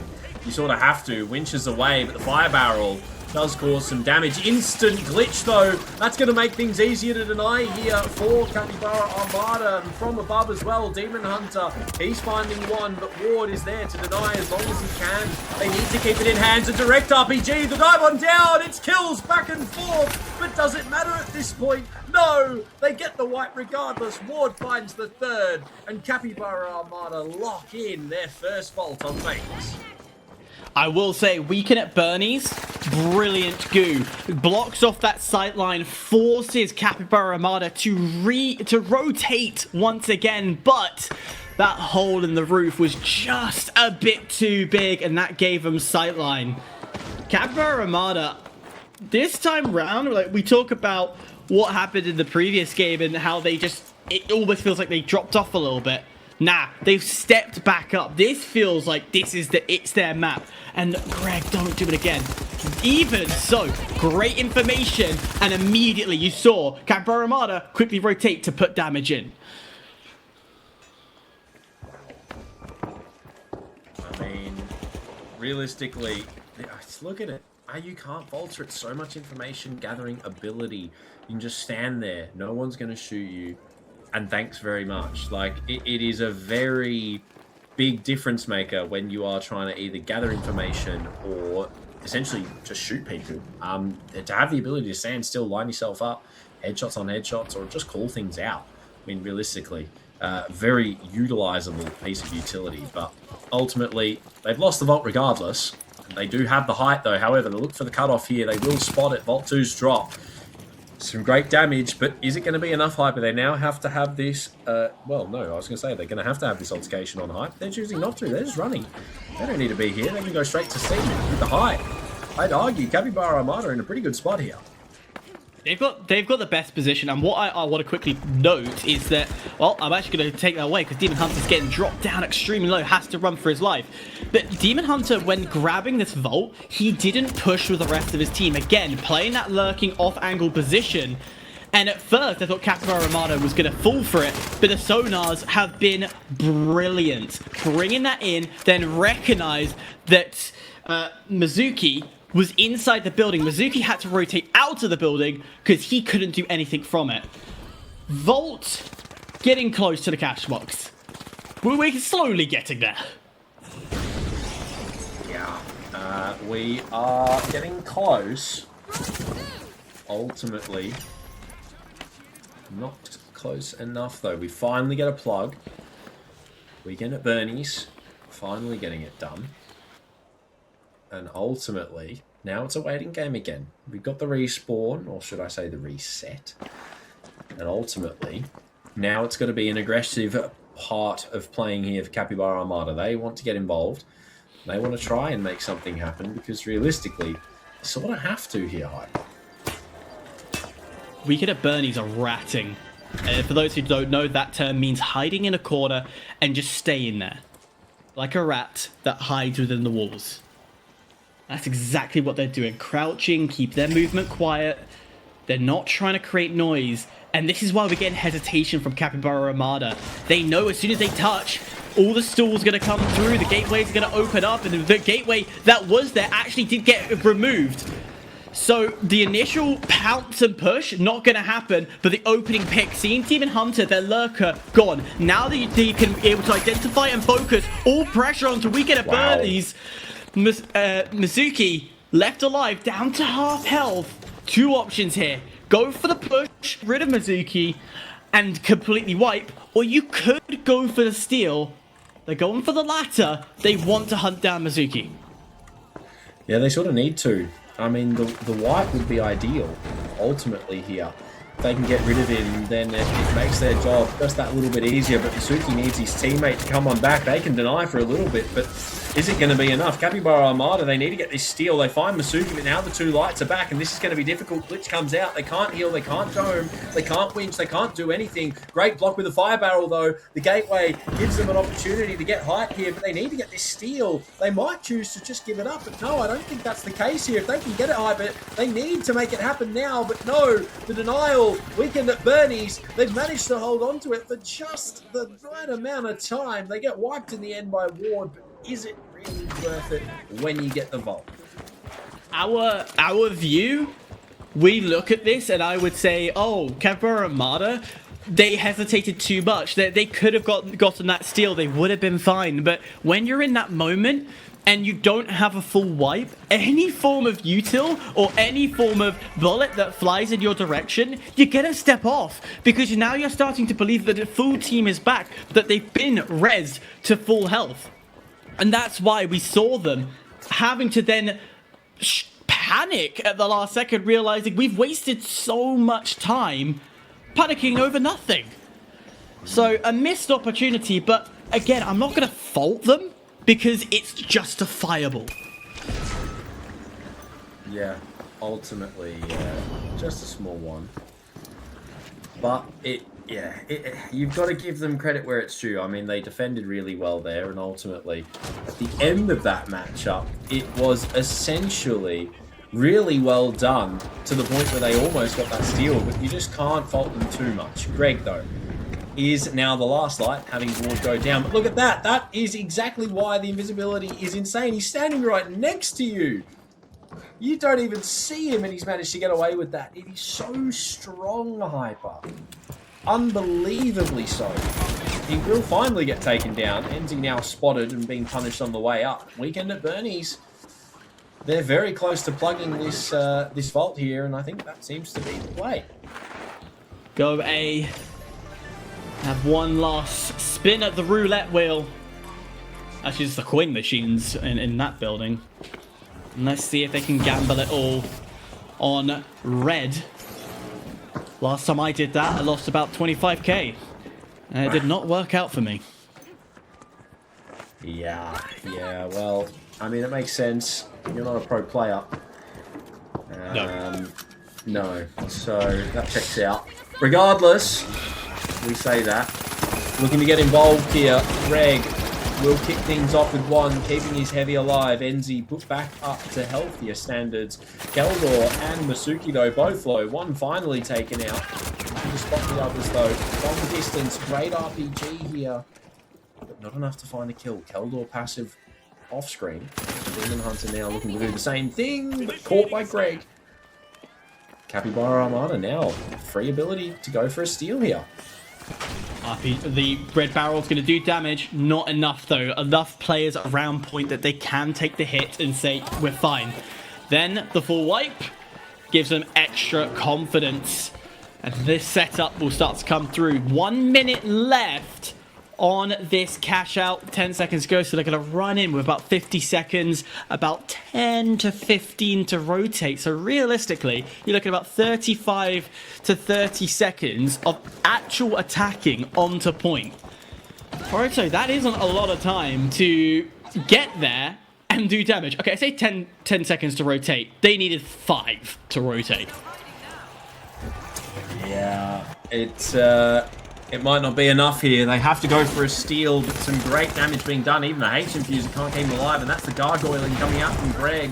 Capybara Armada really want to lock this one in for themselves, and they're doing anything in their power. They haven't lost a single member as it comes to the end here. Demonhunter finally taken down by an RPG from distance, and Capybara Armada lock in their second game in this best of 3, putting them once again back in the lead here. Hyper, a little bit more of a struggle this time, 2-1 on the vault count, but regardless of that fact, you've got to be happy with the outcome. 2-1 for them at the penultimate of that matchup, and ultimately, I'd argue, pretty good game.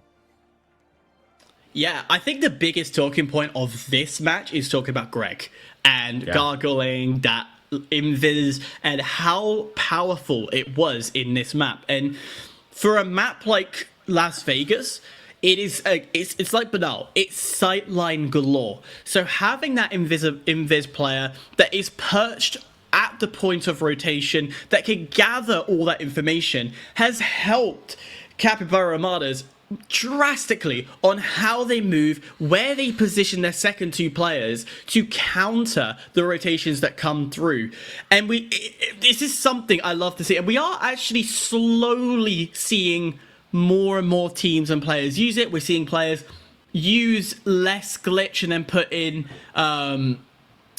sorry, no, there's some of them that like the glitch, some of them won't like the glitch and then put in invis bomb instead of running the invisibility ability.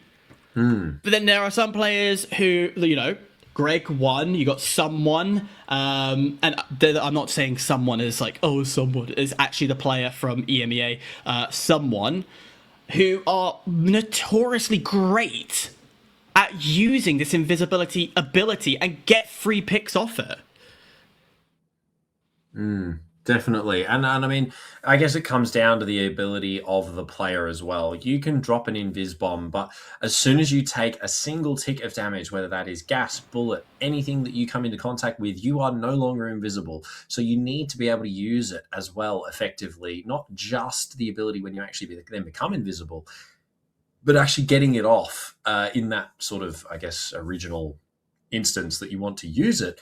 You need to pick your moments. Yes, you can use it to sort of bang, disappear, sort of like Batman in smoke, but realistically, if you're using that in the middle of a gunfight and you're dropping that down, you're going to get hit by something, and that vanishing bomb, it's just a 15-second cooldown for essentially not a great deal of anything. The other good thing about the vanishing bomb as well is it does cover full team rotates. You can get rid of everybody, make everybody invisible with a Vanishing Bomb, as opposed to just the actual sort of ability, which you can't do everybody, just yourself. But I am noticing something a bit interesting here, Hyper. A medium for Weekend at Bernie's here. Demonhunter jumping on with the P90 in hand for game number 4. P90, it's one of the most underrated weapons in the entire game. A lot of people look past it. People don't like using it because it is very much a close quarters weapon.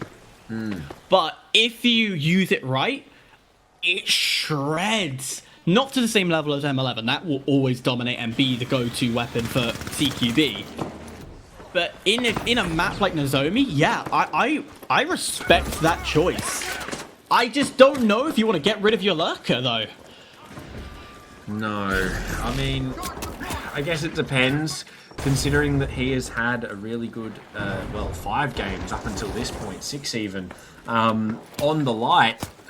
Realistically, he has been the playmaker. He's been the one who's been getting all the flanks, doing all the damage, or at least up until this point. Keldor had a bit of a rough one last game, but again, regardless of that, it hasn't made much of a difference. But having him swap over to the medium, maybe they just want to focus on keeping Masuki alive a little bit more, considering now that Capybara Armada are running that double light, and we're seeing it right here, prioritizing the healing beam. It hasn't seemed to do too much, though. Ward's found 1, make it 2. Weekend at Bernie's hunting for their own, but Greg now the last alive, make it 0 for Capybara Armada, and that may be the difference maker here with that extra healing factor on board.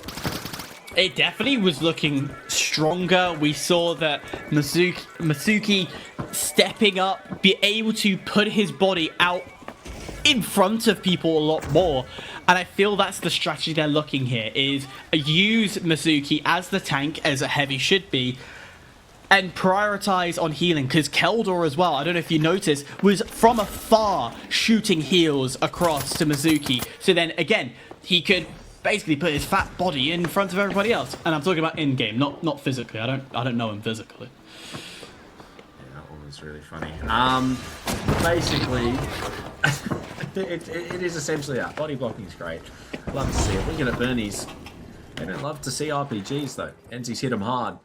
They are going to go for the passives downstairs and ultimately play for a little bit of denial. Capybara Armada making their way towards B here. They're getting rid of the gas, getting rid of the C4. Drop it down to 4. Weekend at Bernie. So look at this. This is what we spoke about. The ability to flank. Here they come. They found 1.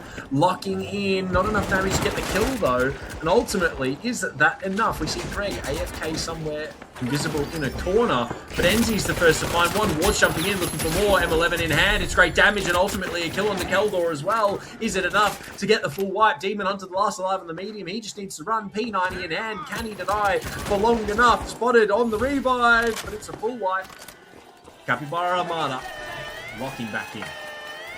A lot better from the first fight that we saw. P90, yeah, I like what it's working. I like how the Weekend at Bernie's are playing with it. Unfortunately, timing not in his favor. Thought he got himself a free pick with a rezzing Capybara, but no. When you got Ensyy lurking around the corner to do the job, it ain't gonna work. I'm liking this. I'm liking this new strat. I don't know how about you. Proto, do you like this medium at the moment? I don't know exactly what they're wanting it to. Essentially, it is making some kind of difference in the ability to keep the heavy alive.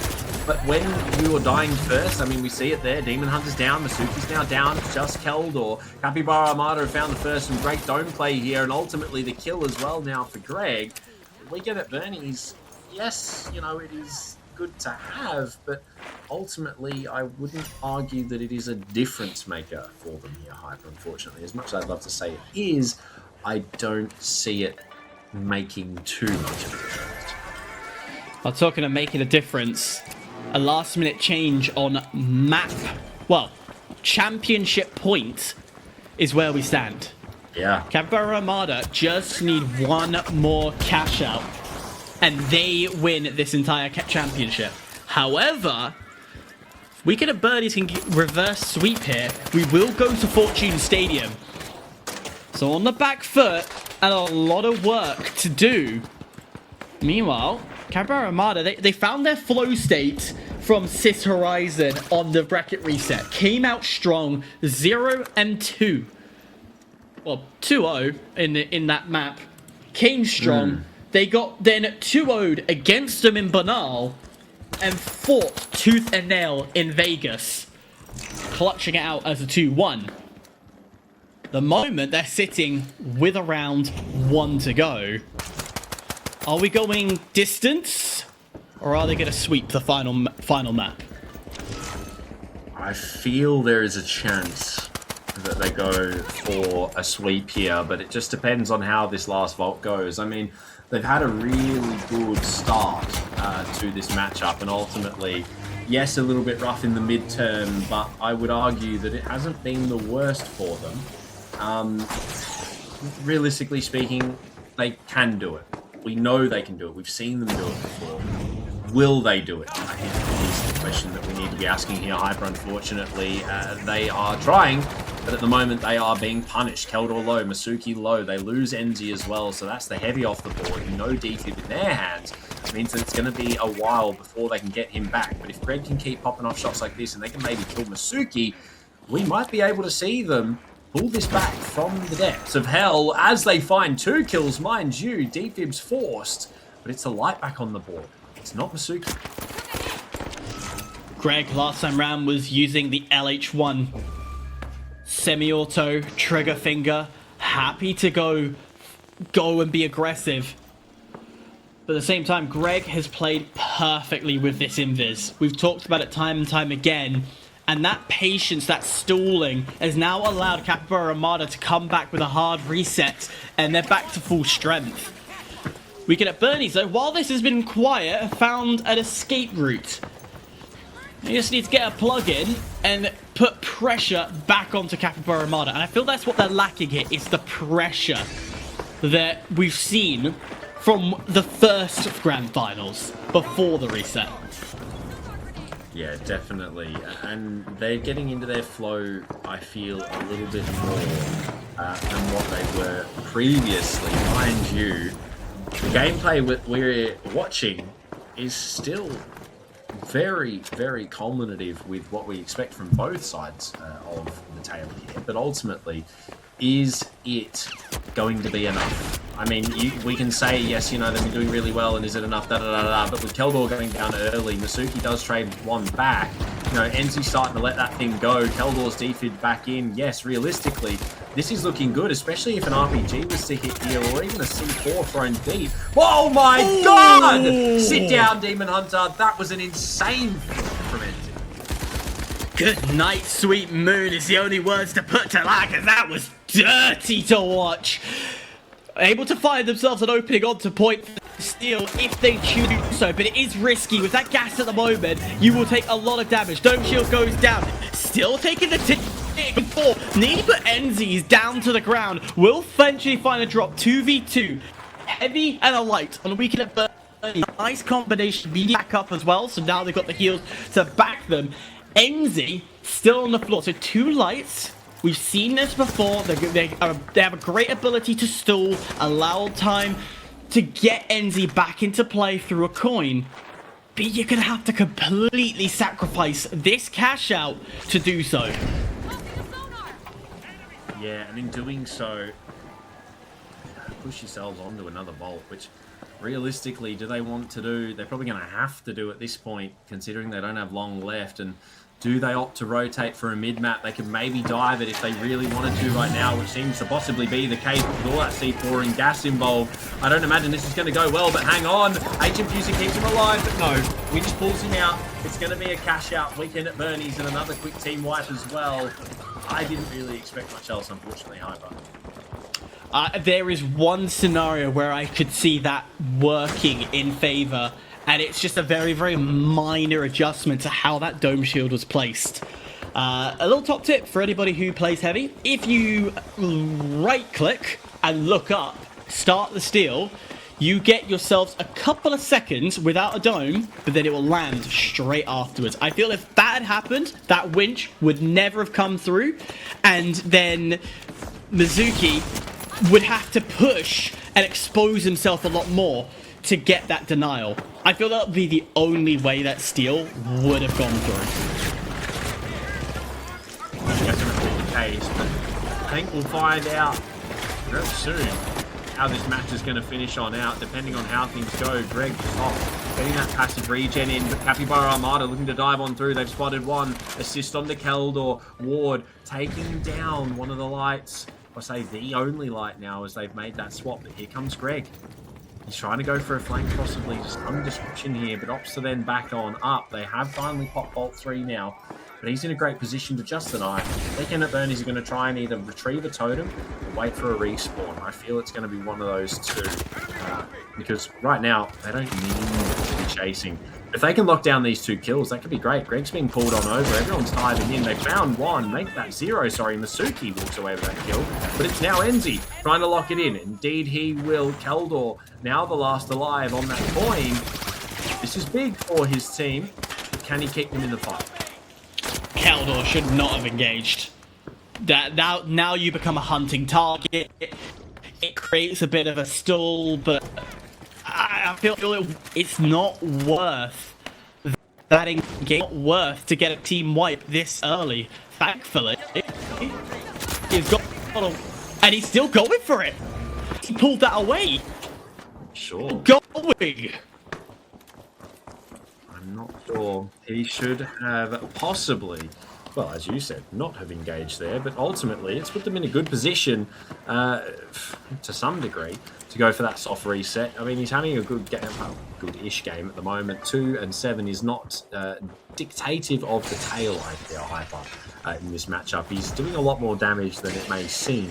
Whether that is just shooting people and disappearing or using good utility, he is still making a very big difference. But I think that was his final coin now, so this is really all he has left in the tank for this last vault fight. The target of choice. This building has multiple flaws. You could make it hard to put it into the alley, but instead you play inside. Maybe if I've got it right, yeah, the jump pad that's going to bounce them up. They can pay it onto point.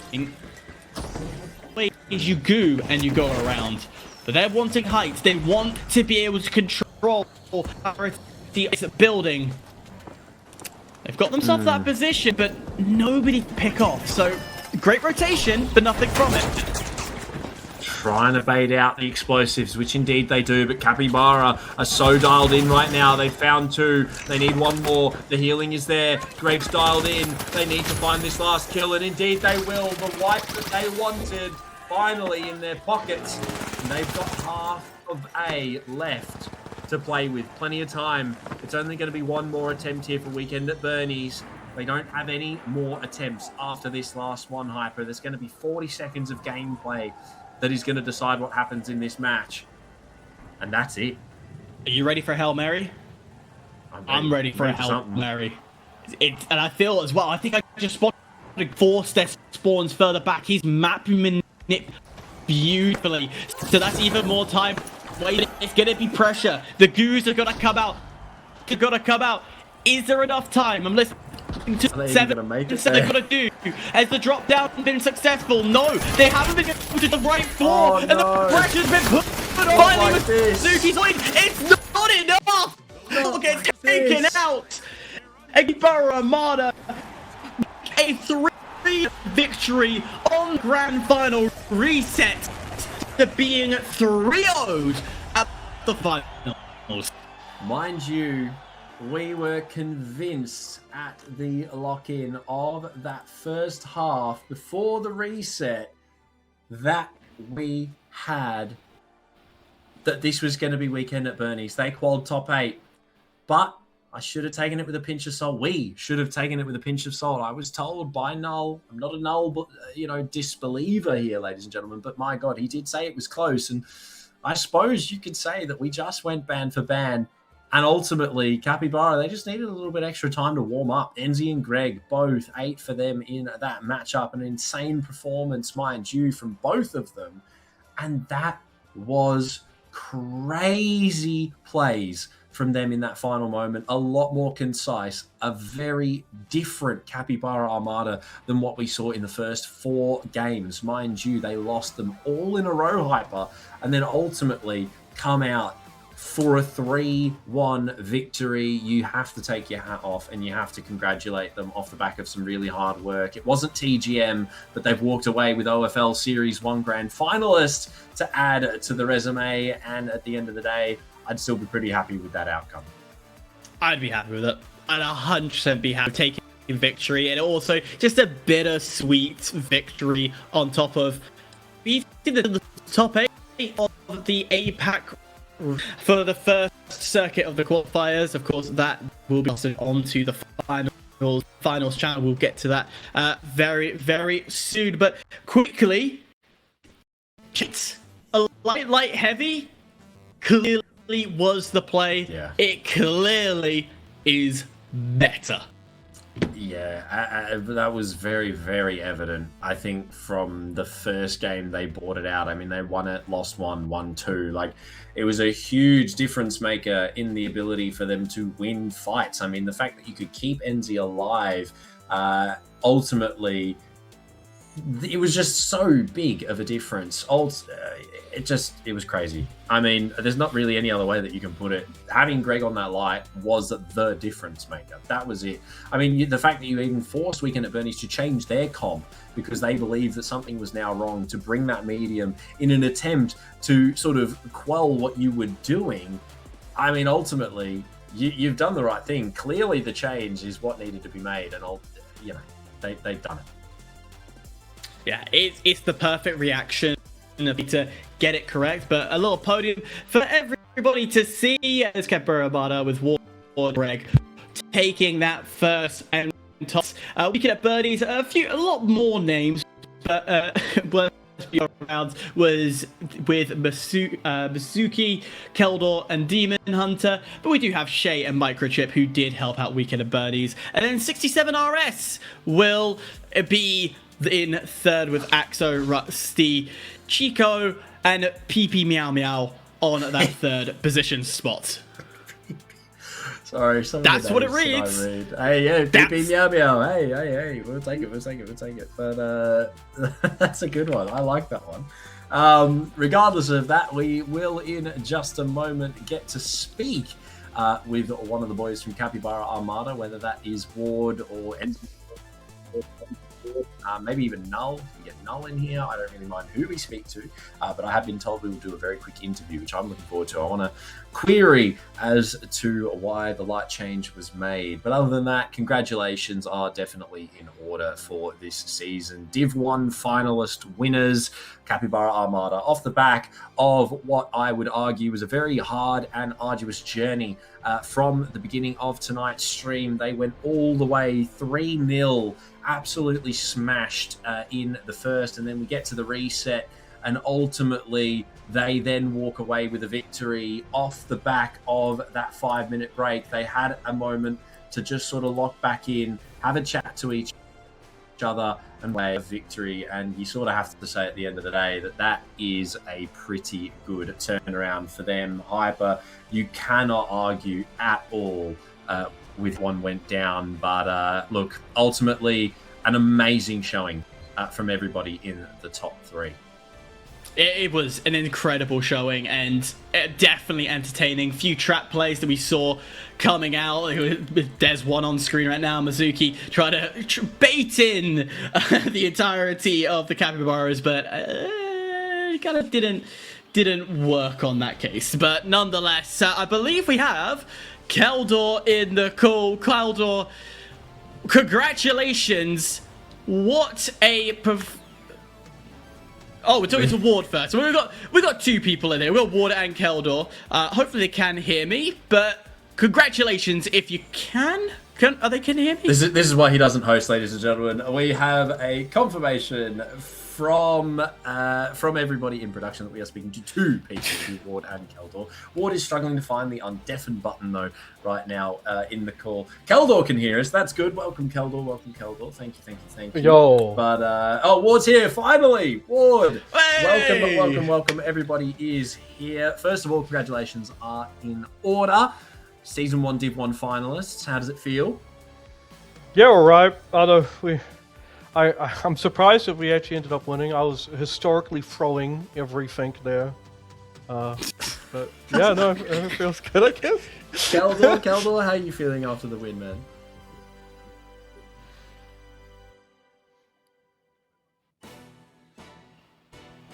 Oh, don't worry. Apparently he's not in the hearable universe at the moment. So while we sort that out, Ward, you are. So I'm going to press you just a little bit more while you're here before we get Keldor in. First question that I have for you. What drove you to finally make the light change off the medium? I don't know. Oh, well, we switched off double heavy to light. Off and double heavy, and- sorry. Yes. Yeah, I know. I just felt like I wasn't being, we would get a light low, and then I would try and chase him off, and I wouldn't get him. And I didn't feel like I was performing well to light initially as well. So we thought about putting me to medium double heavy, but we just decided, you know what, we're just going to match them. We're going to go double light heavy and see if we can chase them down better and secure those kills. Yeah, from that, there was some very close matches that went back and forward. Vegas was probably the closest of them all with a 2-1 in that bracket reset.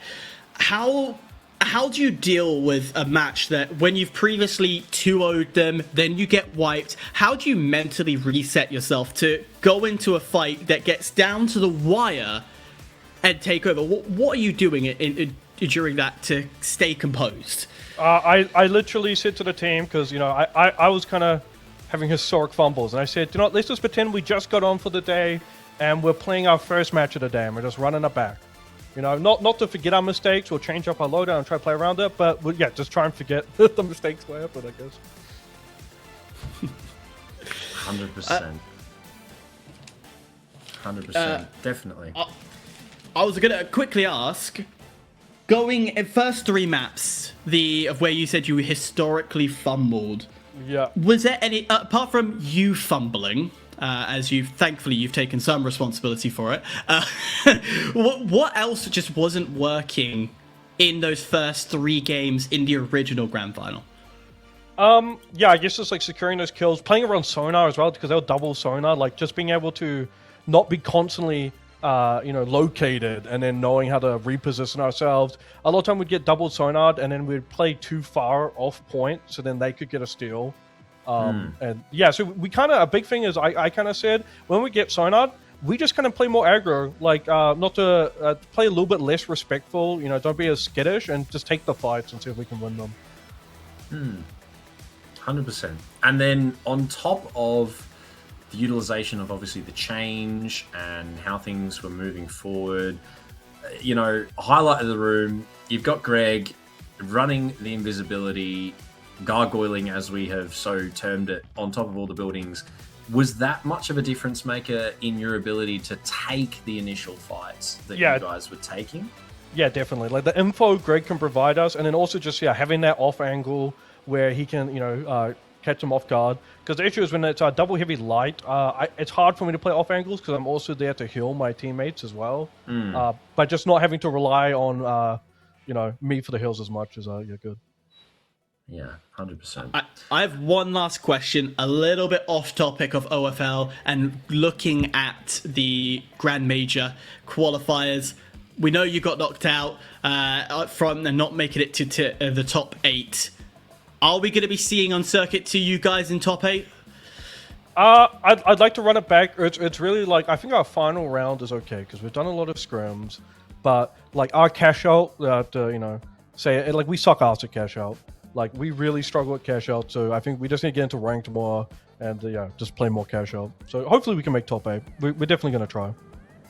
Yeah, and good luck. We hope to see you there. We really, really do.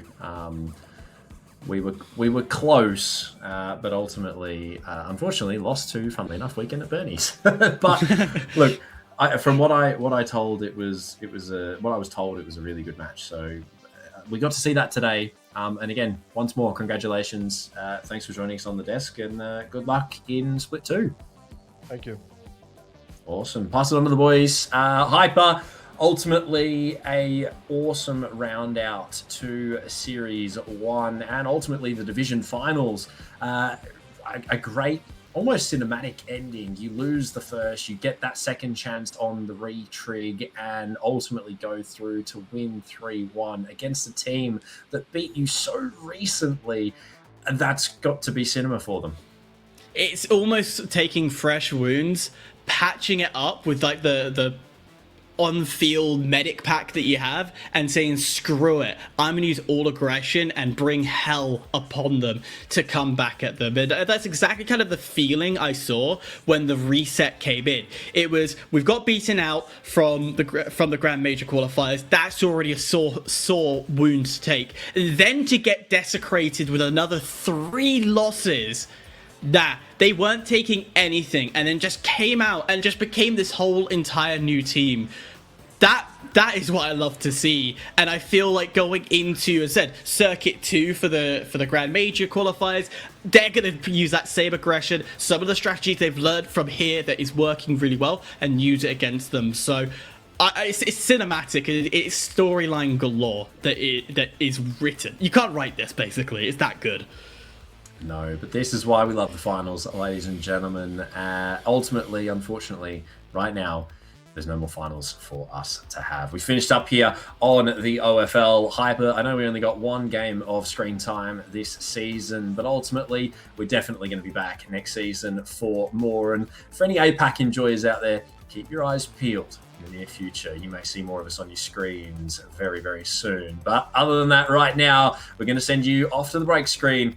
We're going to go and enjoy the rest of our evenings/days. So shout out to production for everything they do in the backside. We love them. We also would like to highlight Div 2. It's still going on if anyone wants to go and watch it. So when that happens, make sure that you are there for 2 more weeks to go and check that one out as well. But we love the OFL and Div 1, but unfortunately we finish it out here for them. So if you want more, Div 2 is still going. But yes, thank you production. Thanks for everyone. Thank you to Hyper for joining me as per usual. But other than that, ladies and gentlemen, we're off. So enjoy the rest of your night. We'll see you later. Thanks for joining us. Bye-bye.